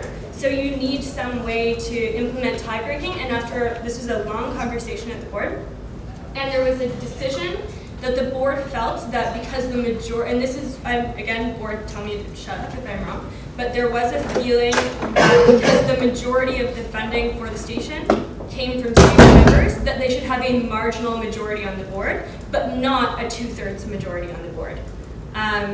And so that was what resulted in that. That's what's reflected in the rules. It is actually, in practice, very close to the 8 people 4 and 4. It's 1 person different, and in reality, to pass major decisions, it's a 2/3. So it's not that one group will be able to overpower another. And the way that, I mean, you're all involved with the station, from my kind of outside perspective of CUTV, there's not a huge divide between what students want and what community members want, and lots of people fall into both categories at different times in a lot of ways. So people didn't see this as being a sort of division or a source of conflict. If that is, maybe that's something that the board could also be asked to work on again. I find you giving the background to how those decisions were made helps us all really understand, how they were done in good faith, at least for me. So thank you. I wanted to add to that. I believe the CSU just changed it, but also there was a concern for months from different people about whether we'd still have the same rights and such under Concordia or the CSU with a composition that's not majorly student board members. And so to just sort of err on the safe side of that, like there was talk for us to get our fee levy, for instance, we have to have a referendum done by the student union for the university to recognize it and transfer the funds. But up until, I believe, last week, you could not have a referendum with them if you didn't have a composition that was mostly students. So we were in a bit of a sticky place, so we erred on the side of caution and went for the 4-3, just to, I think it was less about balancing and more just about making sure that we don't hit any legal hurdles. Anyway, so, yeah. Right. If I understood the agenda properly, we were to, I guess, read these things, and vote to either adopt or not adopt them? Yeah, once the stack is done, and this is where stack is done with you right now, unless anyone else wants to speak, I'd like to move on moving. Okay, we've got a motion for ratifying the bylaws, I believe. Do we have a second for that motion? We got a second. Can we get a name for the minutes? So you guys understand that this means we're going to vote on them as a whole and not section by section? Okay, cool. All right, all in favor? Sorry, Let's get the names. Let's get the names of the nominator and second for the minutes. So William. Okay. So, can I ask a point of order? Point of order. If people are interested in voting through it section by section, will they still have an opportunity if they vote this down? Like, what's the process to go through section by section? It'll be over with. No. If people, sorry, can I do some Robert's rules? Sure, I don't know. If people vote against adopting them in whole, someone can still move a motion to adopt them by bit. Or, yeah, they can't amend the individual bylaws, right? You could even vote to amend William's motion to include something like, we want to adopt these bylaws, but mandate the new board to review sections X and sections Y.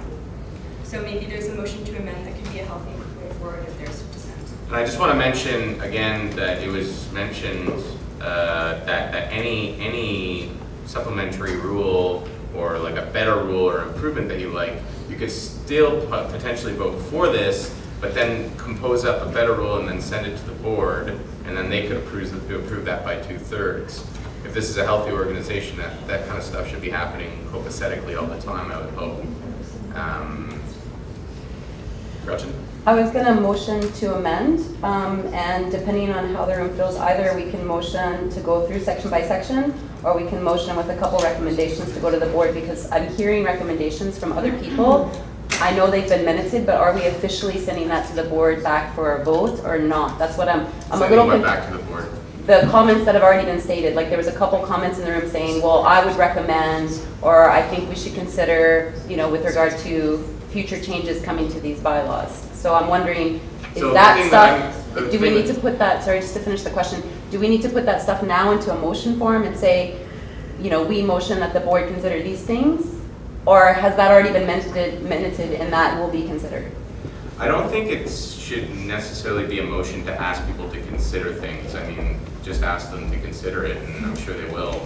I mean, it doesn't need, it's not a law to ask someone to consider something. I mean, either they will or they I would hope.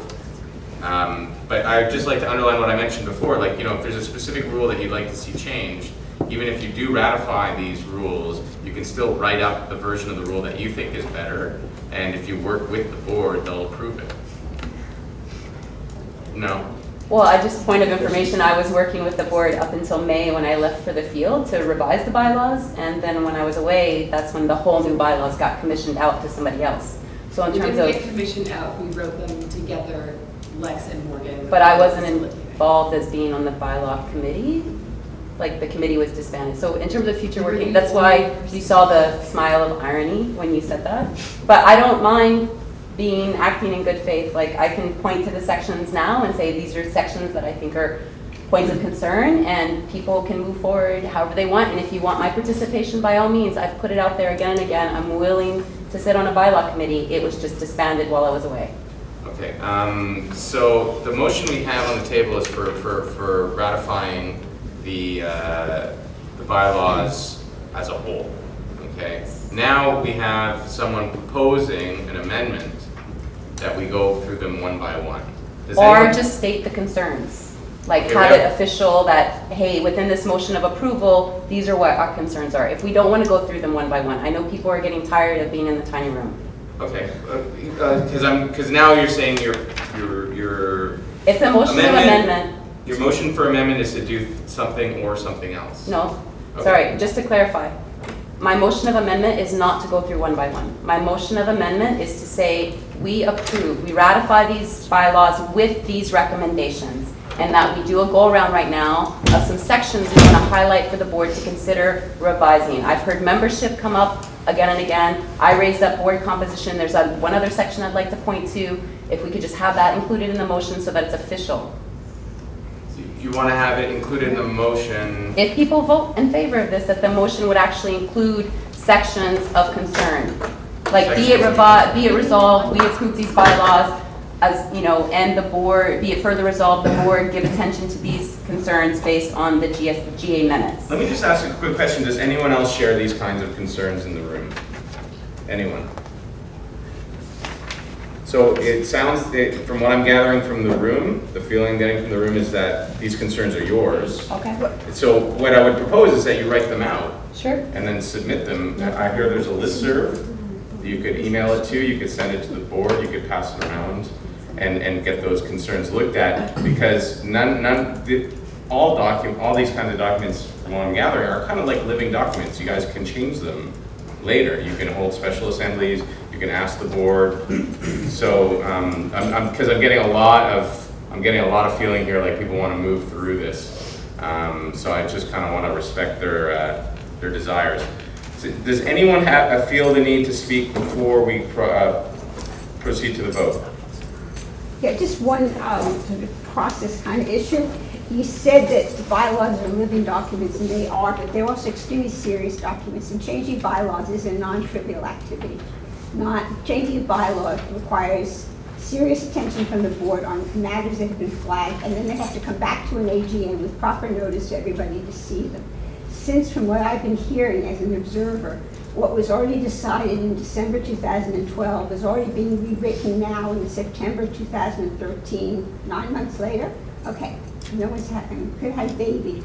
I didn't raise my hand when you asked if anybody shaved registry because I'm a non-voting member, but I think it would be important to flag formally those pieces, A, B, and C, or numbers, whatever they are, that the sense of others has been that they need to have specific attention, just so it holds the feet to the fire of the new board members, that's all. Okay. Gretchen's questions are in minutes. Okay, that's good. But that closes the stack, so we're now at the, I believe, the voting period. So as far as I understand, only members are allowed to vote during this. So all in favor of ratifying the new bylaws? Raise your placards to vote, guys.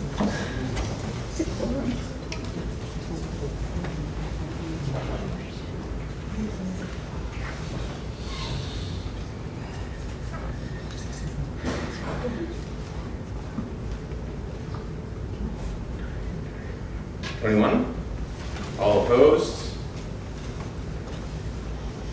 Any abstains? With placard.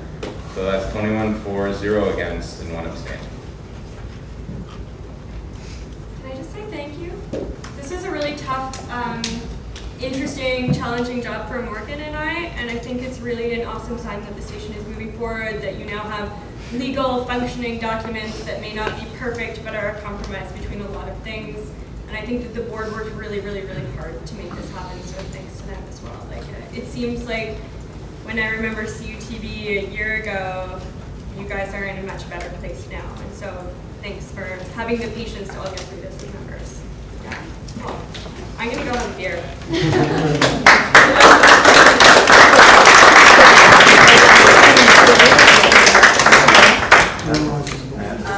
So before we move on to the next point in the agenda, I'm just going to feel like from the room about whether we would like to eat some burritos and take a burrito.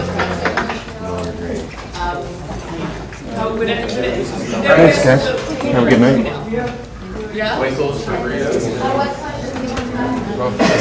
So, 6 burritos. Should you come back at 6:26? 6:26. Oh, 6:30. We'll make it 6:30. Could you tell us exactly what it means? Use one member, what is expected? Well, over the past year, it has been a nightmare.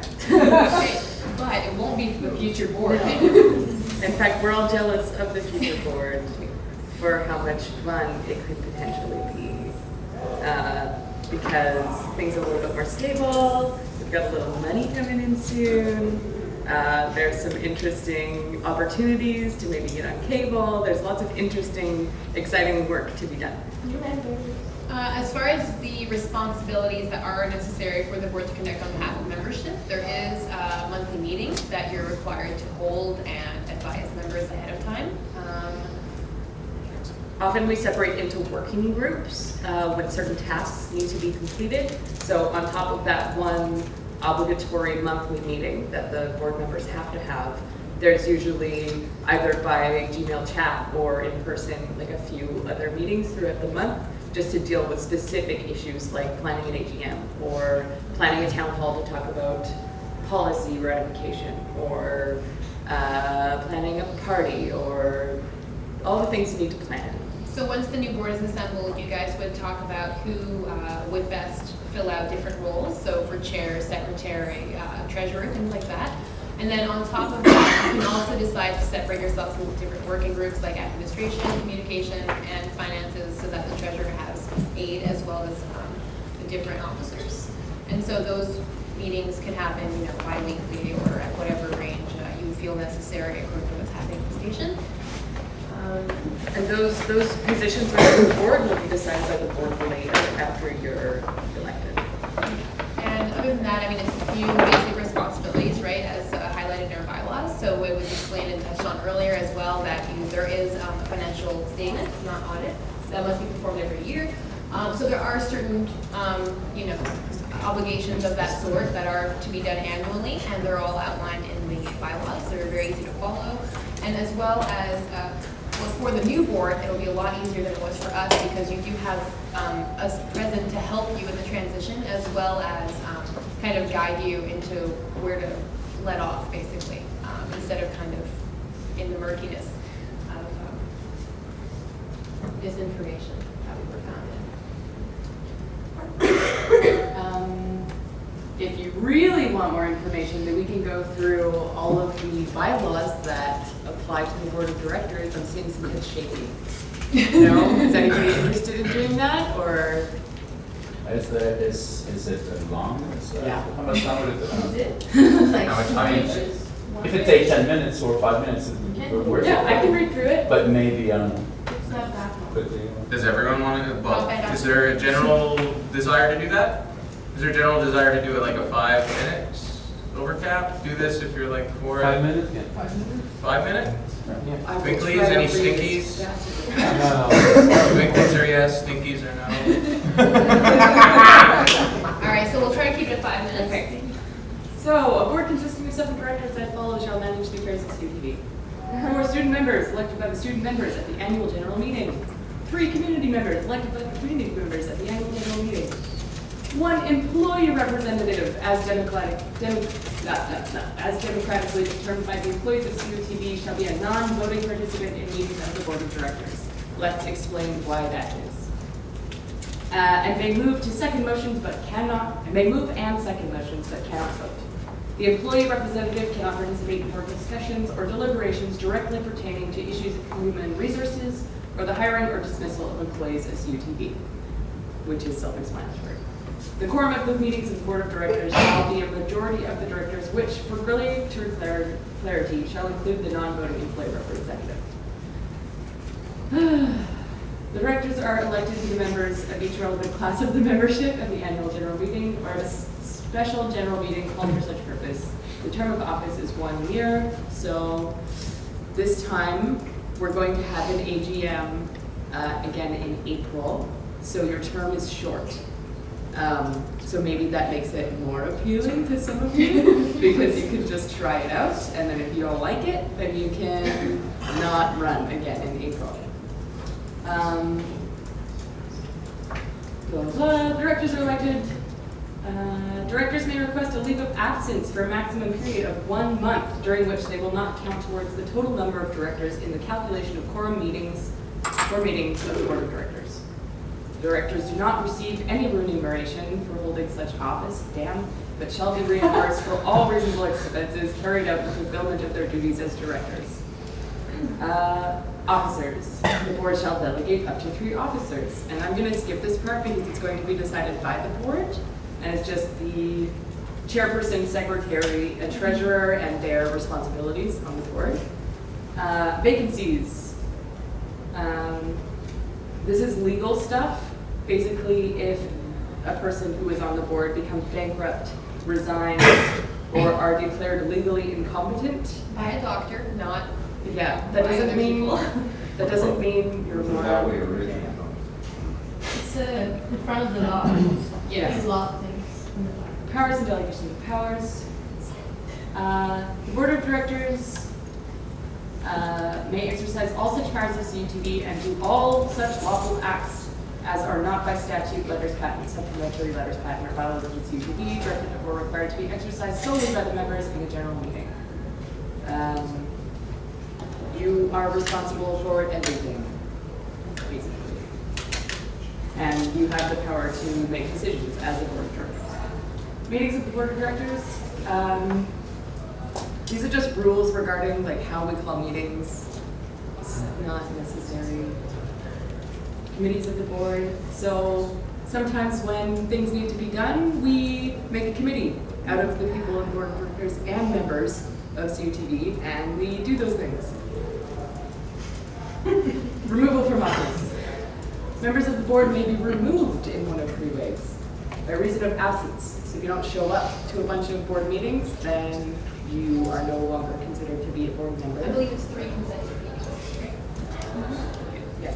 By ineligibility.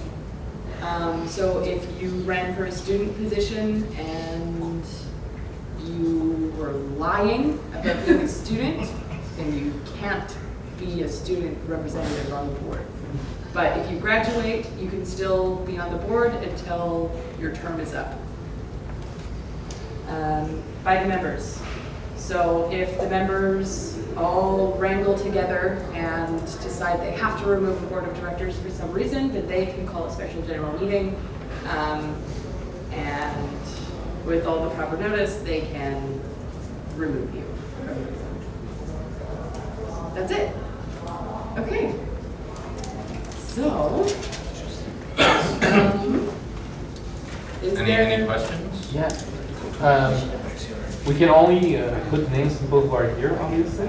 Is that how it only works? people who are nominated or presently nominate themselves in this room. And also, if you guys were on the board, we cannot put you. Is that how it works? We're running again. Oh, we can put you guys in. Yeah.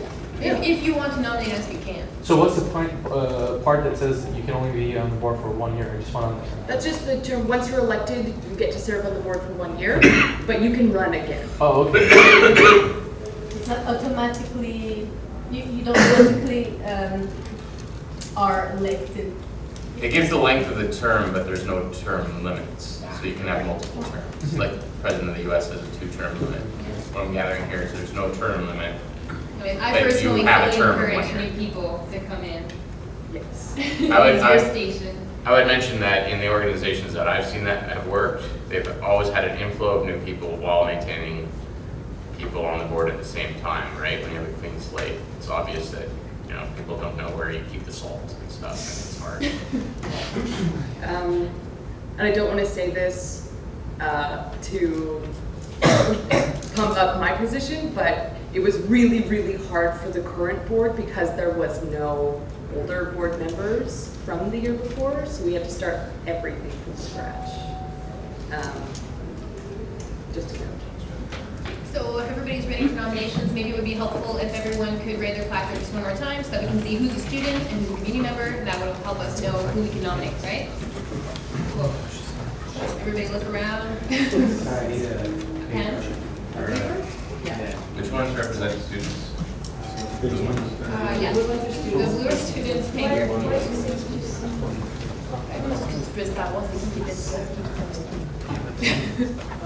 right. Any more questions? Yes, more questions? No.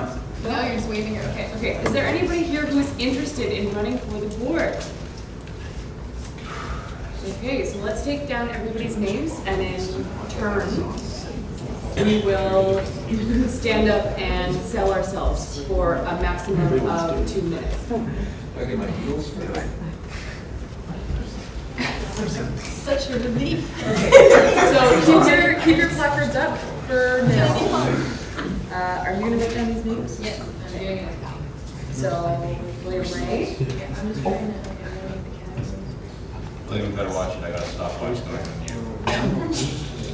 Okay, yeah, so I'll start with community members. So blue placards can relax.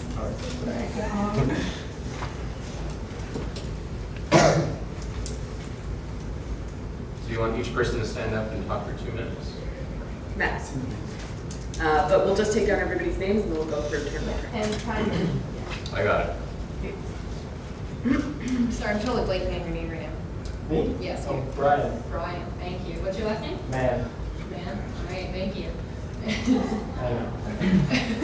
Cool, okay. Mark, is your placard raised? No, I'm sorry, I was absent-minded. I thought everyone had to raise their hand. Sorry, no, it is not. Okay. Okay, great. Students. And it's easy to raise your hand.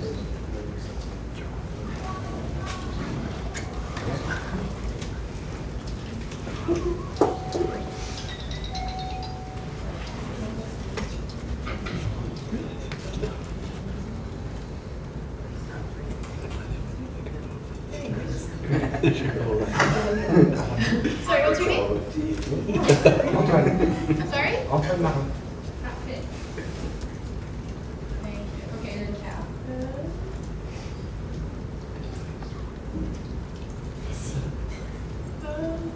Okay. You go?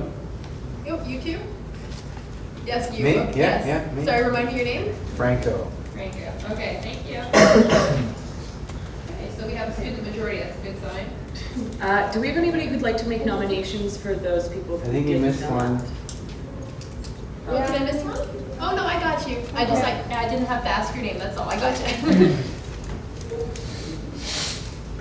Anybody like to nominate somebody? No? Okay, so let's just go through this list. Do we want to start with community members again? Do you want a minute to think about what you're gonna say, or are you ready to go? All right, William, speech. I'm William Ray. I've been a community member of CUTV for 4 years now. I've been involved in all aspects of production. I have also helped lead some of the ground teams during the manifs. What I'd like to do, if elected to the board, is get us slightly away from event coverage on the news side and more toward investigative reporting and starting to produce recurring segments. Yeah, that's about it. All right, Howard. I like where the station is going. I think it's really good. I think everybody who's running I would be happy with any board that would come up. What I see for the future direction is that we go for independent producers. Like a couple of years ago, it was people pitching stories for other people to do or whatever, but I'd like to see us go for everybody being responsible for their own work. My background, I have been a studio manager for a non-profit organization. It was a drawing organization, so it's 200 members. So I was the manager, so I was reporting to the board, so I am familiar with the board. I would say I'm financially conservative. I'm really up on financial statements, and I do believe that they have to be done every month.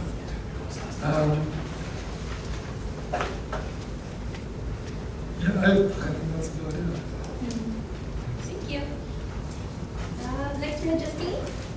Do I just have the front or can I say You don't here? have to. I'm like in the middle too. Hi, I'm Justine. I've been a member at CUTV for over a year now, almost 2.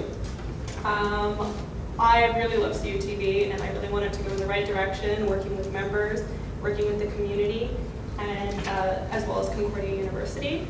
I'm involved in daily production. I think that I could be a good communicator between what the members want and what the board can help them accomplish those goals.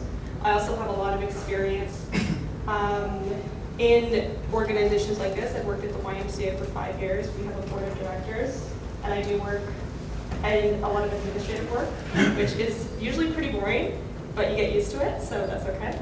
And I have a lot of connections within the community, in particular film and culture, but I have a lot of friends who work in NGOs, as well as organizations like the UN, so I can hopefully help people out on that realm and push the arena initiative forward. Next is Brian. All right, so basically, I was an executive at CUTV from 2006 to 2010. I've done countless workshops. I know the equipment perfectly. I mean, I was part of the first fee levy campaign that CUTV did to get their first giant round of funding in, I think it was 2009 or so. I was part of the team that got the CSU meetings filmed. I don't know if they do that anymore. I haven't been following. I know that Fahim and Chico have been doing a lot. I know Fahim and Chico personally, known them for a long time, and I want to work with them and whoever with the board to continue to move CUTV forward. I mean, I spent a huge amount of my undergrad working for CUTV, making sure that it became, what it should be now. I mean, the direction kind of got lost, last year. But I'd like to come back, and I would like to, really just help move everything forward. I mean, I've worked with the CSU making political campaigns. I've worked with countless of the student groups in Concordia to help them see their media visions, helping do film festivals, helping do whatever their media needs are. So I think I would be a very good candidate for this, and that fills my list. Great, great. So, I'll just email it to you. I'm just putting the list of people's names up. So we're going to start with the students now. If you want to. I'm not going to. Oh, sorry. I was just wondering, just for a process, do we get to ask questions, or is it possible for me to ask a question? I would like to have the take of the different candidates on my. Yes. At the end, maybe at the end of community, then at the end of students. Yeah, so we just finished community. Did you have any questions for those? Well, Louise had her thing up. Oh, I just feel shy to get up and speak. Oh, okay. Sorry, Louise. So, hi everyone, I'm Louise.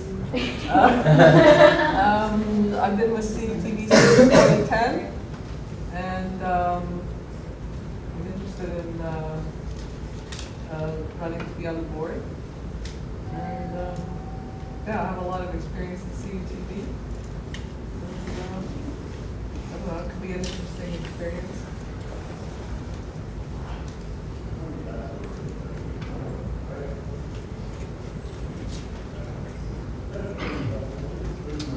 So, Any questions, Mark? yeah, the $60,000 question.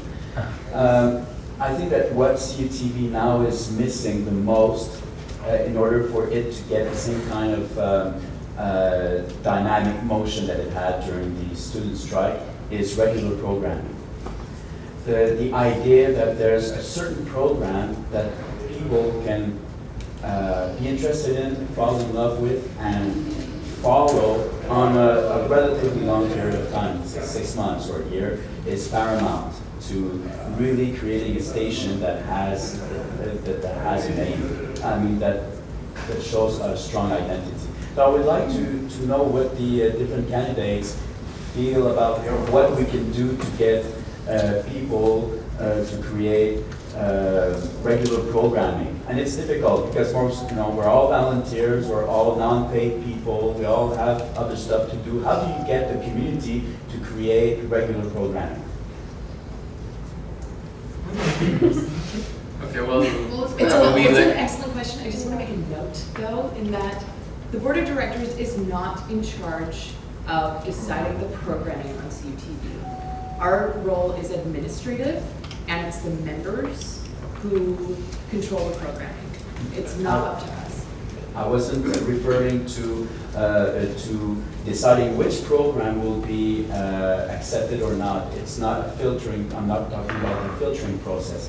I'm talking about, as a board member, how would you go about stimulating and facilitating the production of regular programming? Well, I think the key is just to fulfill our mandate and reach out to community groups that are already out there and want a voice and facilitate that voice. That is less member intensive on our part, and then the programming can be truly directed more from the community with us simply being the facilitator would be my thought. Okay. Thank you. I think you also have that. Yeah, it's, you know, like I put out, you know, independent production, and we have the Wednesday production meetings. And it's up to the members themselves. It isn't like the old way, you know, we hired a lot of employees and they were putting on programming. If somebody wants a program, and you're talking about a regular program, and I know you want to do one too, but it is up to the members. You know, we can encourage that, we can facilitate that. We have 2 excellent employees. All we can do is at the station talk to the people and say, look, it's possible to do, but it's not up to the board to do it. It's not up to the employees. It's up to the members. And yeah, we can encourage the employees, members, but we're doing that already. Everybody's talking to people and saying, you can do this. There's nothing impossible to do. It's up to the members. They can do what they want. So I'll say mine. I think that we actually do get a lot of organizations as well as individuals who approach CUTV desiring content to be created on their behalf, which we don't really do, for exactly what Howard explained, where if there's not a member who wants to do that work, we're not going to force them to do it. So I think that part of our community outreach or reaching towards these communities who are already reaching out to us would be to encourage them to participate actively within CUTV. If they're a large organization, they should have members, and their members perhaps are interested and they just don't know how to go about integrating within CUTV. It's very easy to become a member, as we've discussed, and in the bylaws we just passed. It's just a matter of getting them engaged through the workshops, through working on other people's projects, that they will develop their own content. I think that there's already a groundwork for that. Anyone else want to speak to that?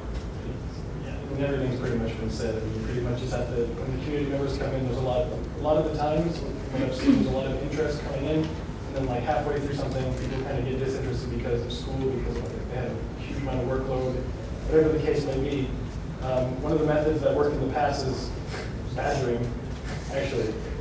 What do you mean by badgering? Usually we put like one person in charge of the entire thing, and if we see that there's that one person, if you give a one person responsibility to do something, you're more apt to like actually continue and pursue it rather than like kind of leave it open-ended.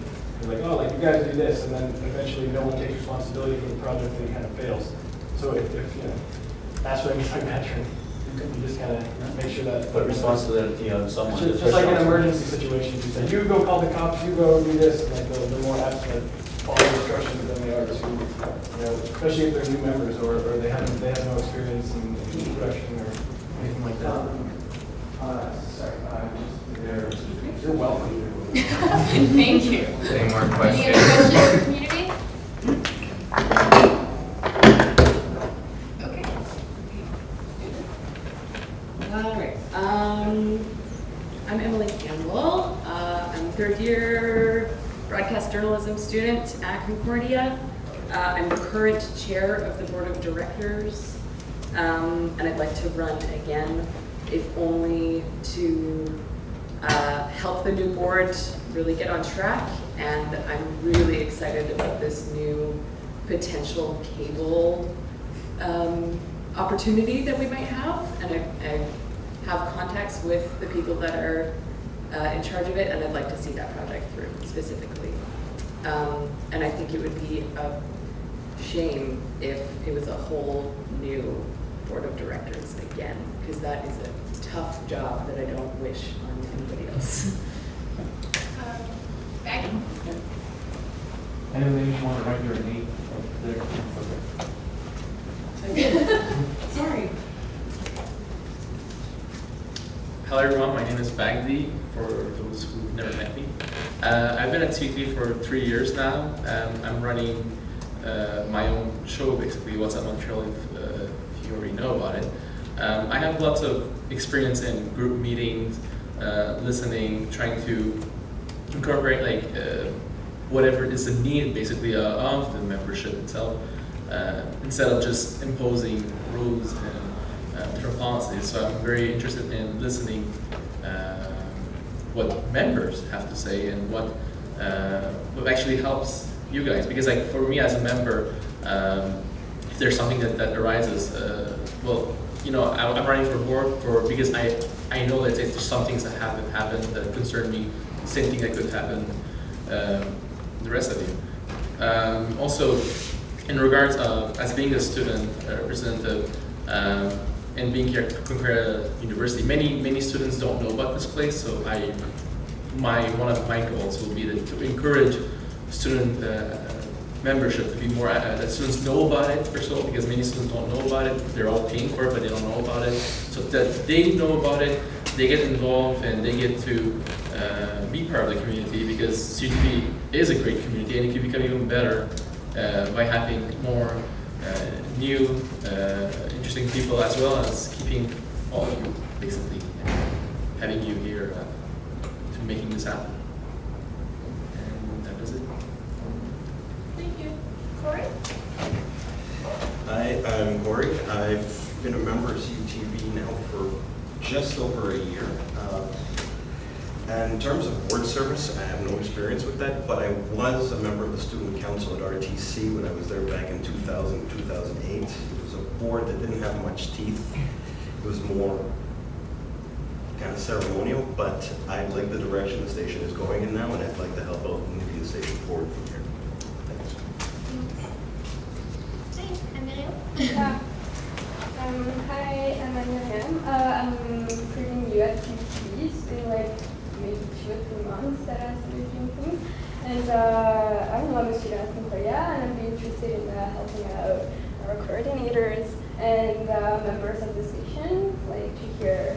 And like as Mark said, it would be good to have like more news meeting, for example, to just make sure everyone can speak. And I'm very into horizontal consensus-based like decisions. So yeah, that's it. Thanks. Thank you. Antoine? Hi, my name is Antonin. So basically, I'm a finance student, and it's my second year at CUTV.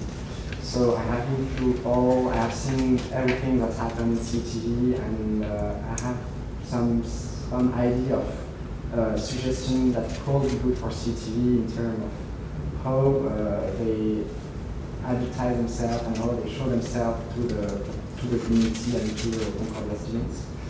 And I would like to be able to help in doing this. Hi, I'm Catherine. I was part of the director for the past year, and would like to run again because the experience was extremely interesting, and it was like a boot camp of how a community organization works from the inside, from like really deep inside. And I know a lot of what's going on, what needs to be done. There are lots of paperwork to be filled, lots of things, lots of files not closed, but I'm very confident that the station is on the right path, and would like to run again to help out with all these things. Especially now that it's going to be a nicer environment than when we first started. Thank you. Franco. Yes. Hello, I'm Franco. I'm a theater student in my last semester. I have a degree in philosophy, and I came to CUTV about 4 months ago to sell my Fringe Festival show. And I discovered it's a really awesome place. I became friends with Fahim and Chico, and I really love them. And I'd love to continue working with them and facilitate the creation of more fictional material at CUTV. Because that's what I'm into. It's not to be selfish. Thank you. So did anyone have any questions for those who spoke on behalf of the student category? Yeah. Yeah, just quickly, like, how can we get more students in here? I know Bagby, but I mean, I would think that's, because it kills me that they're not breaking down our door. I don't understand. I mean, we give out free beers. Like basically, we are a big university. We have a lot of students in Concordia who are actually in filmmaking. Concordia actually has its own studio of filmmaking, and unfortunately, there is nobody going to this. Like, I guess there is some people who try, but we have to insist on the fact that we need to go to these departments and show ourselves to the students. And it's a good experience for student cities. So we have absolutely to convince to go to, like, in John Molson, every association do this, for example. They go before a class just to present and a short introduction, and if students are more interested, they just come and follow. And there is not And to add that, like I've been here for 3 years at Concordia. Many people, like whenever I talk about CUTV, have no clue what it is. And whenever I see associations or clubs around the campus, they're like, oh, we're looking for cinematographers or someone to do video. I'm like, but did you know you can become a member? You have access to equipment and resources as well as the space. They don't know about it. It's because there is no enough publicity regarding maybe even posters or even on-campus interactions, telling people about this place. Like really, I think like Antoine said, like really to approach them more directly, like in classes and associations and stuff, inviting them, like doing open houses, inviting these associations to come in and experience what we have. Well, this is really important, especially because we're going to have to go for that referendum in the spring. Yeah. And we have to let people know that we're around. Yeah, monthly open houses are fantastic. I've got a question for Antoine. You said that you're a finance student. Would you be interested in taking a position as treasurer on the board? Were you elected? I don't know, and maybe yes. Keep that in mind, because somebody's got to do it. But is it, sorry? Isn't there a finance committee for people? Like There that, is, but there is a not necessarily treasurer. for what? There's a treasurer. We have to elect a treasurer. But with the treasurer will be 2, 3, I mean, however many of you want to be on the financial committee as well. Okay. Any more, we're done? No more questions? Cool. Okay, so I don't know what we're going to do about the second box. There's a bag. Oh, there's a bag. There we go. Armani exchange, I love it. Okay. We need to fill these papers. Okay, but I shouldn't be able to see it. So you're making the board committee, like for Student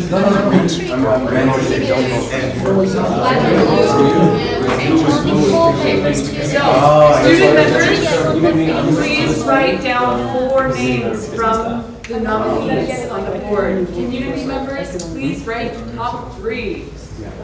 it's going to be hard. Could you repeat that one more time? Sorry, I didn't hear it back here. Student members must vote for 4 positions. Community members must vote for 3. And between Fahim and Chico, they have to... We're community. Thumb wrestle. Come on, boys. Okay. Get the thumbs out. Let's go. Oh, for actually, that can, I mean, you That can could happen do later. it here, but it happens at the board anyway. Do it later. It's among the staff. Yes, please. But just for getting the information to people up front, any staff. No, as a community member, you would vote for community members. Oh, so I could choose. Yeah, you can vote for 3 community members, including yourself if you choose. Yeah. Don't vote for student members.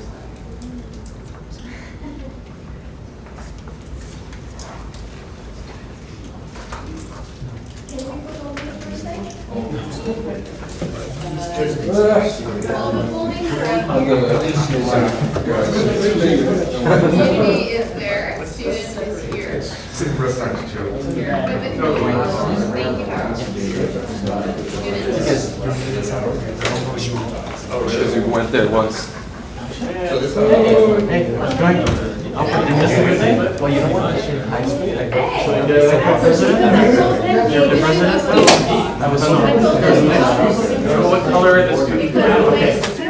That's the color something. Well, you know what?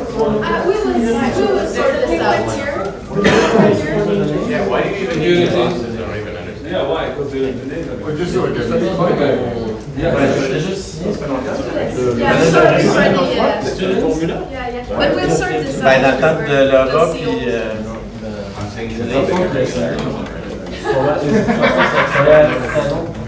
C'est juste bon pour un an, ça? Ah, ok. Bon, ben, je vais juste regarder d'abord. I wanted to come earlier, but no, I don't want to run, but I want to just go and support it. I feel very What? How's it going? Good? You're back, man? Still one of them? We wouldn't be here yet. Oh, right.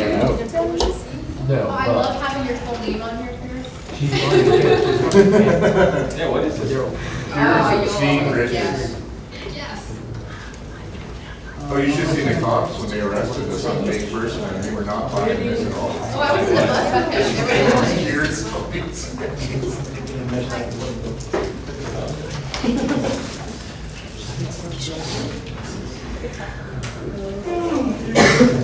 Okay, so is there anybody else here who doesn't have a placard? Who did not vote? So we're going to get our chair and one of these non-voting members to witness the chair counting the names. By chair, you mean me? By the facilitator.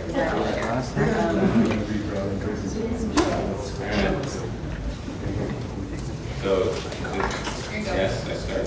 Yeah. No, that was great. That's one.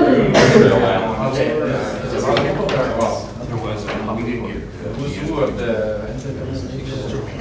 Grab a chair and just sit with me. Okay, so if we want to take a second block this? 10-minute break.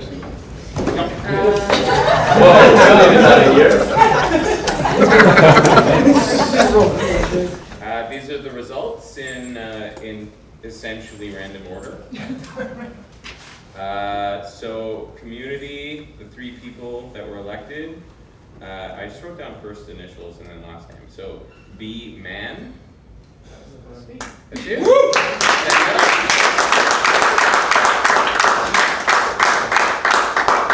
About J, Smith.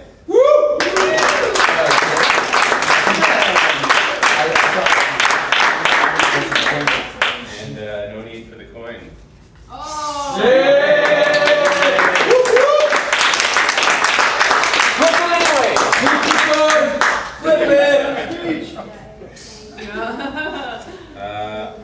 Good man. Among the students, we've got Bagdi.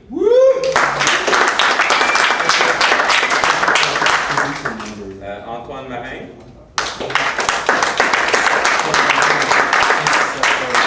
Corey Marshall.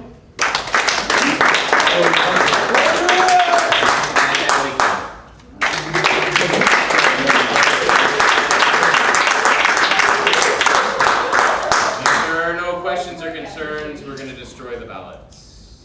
Any questions or concerns about the voting process? How are you going to destroy them? With fire. We'd love. We were going to eat these actually. Yes, sir, In a burrito. more burritos. Alright, cool. Congratulations, everybody.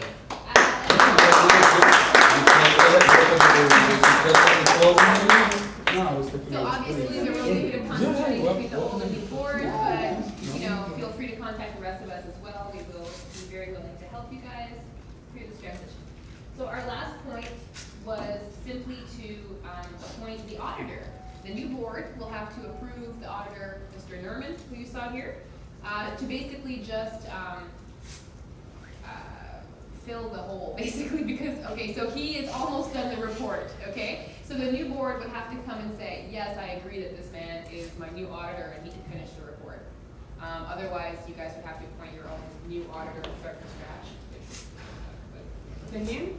Actually, I'm not 100% sure, but I think what's happened is that you guys appointed Nerman, the auditor, for the 2012-2013 year, which is the year that you guys had to step into.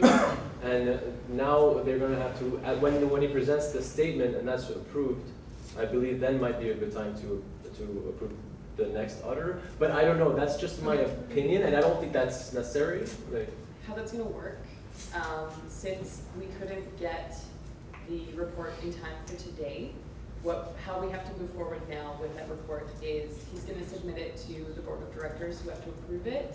But we're not going to approve it without first calling a meeting, inviting members, but there's no quorum for that meeting in order to present those findings. So basically, everybody's gonna be invited to that meeting. You're welcome to come, we'll take questions and concerns, and then we'll have to approve it as a board. But we don't have to approve it as another AGM because it's not an SGM. It's not going to be at an SGM. it's not an SGM, Oh, okay. it's a meeting. My mistake. It's a general meeting that we're gonna call. So we don't have to go through the whole rigmarole of doing an AGM again. And that's what we're legally required to do, so that's how it's gonna go. Is it board meeting or member meeting? There's going to be one of each. Okay. Cool? Okay.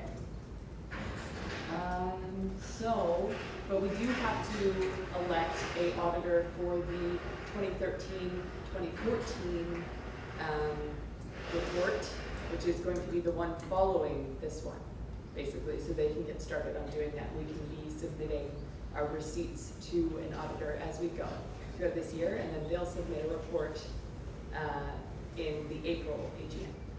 So we were thinking we're going to go with the same guy.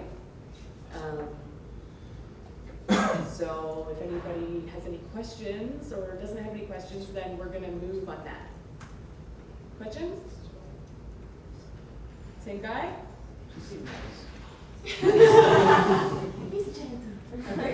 One of you can speak French, new board, yes? So I'm going to motion that Norman Corbas will also do the financial assessment for the 2013-2014 term. Seconded. Seconded by Joaquin. All in favor?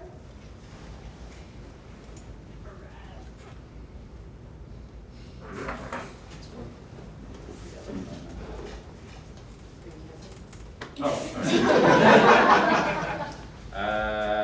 1, 2, 3, 4, 5, 6, 7, 8, 9, 10, 11, 12, 13, 14, 15, 16. Did you need to count the records? Because I thought a clear majority was. Yeah. Oh, Yes. you're probably right. Okay. Anybody opposed? Abstaining? Everyone loves me. Mark Tussi, would you like that noted? No.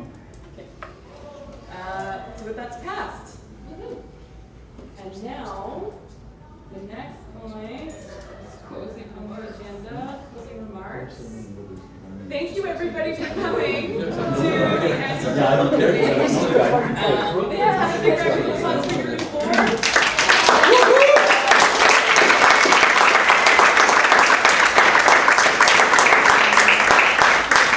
And a big round of applause to all of you for coming out.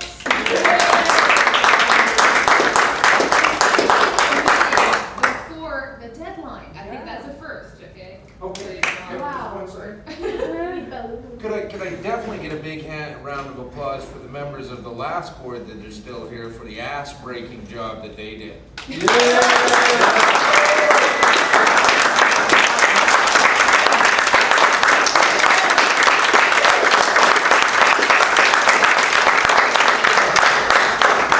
Okay, so yeah, just a suggestion from the last board to a new board. You guys should switch emails and phone numbers before leaving today, or you're gonna regret it. That's it. Motion to adjourn. Okay, so new board, please come up to the front and we'll do the contact thingy. Okay, motion to adjourn. Motion to adjourn. Seconded. Seconded by everyone.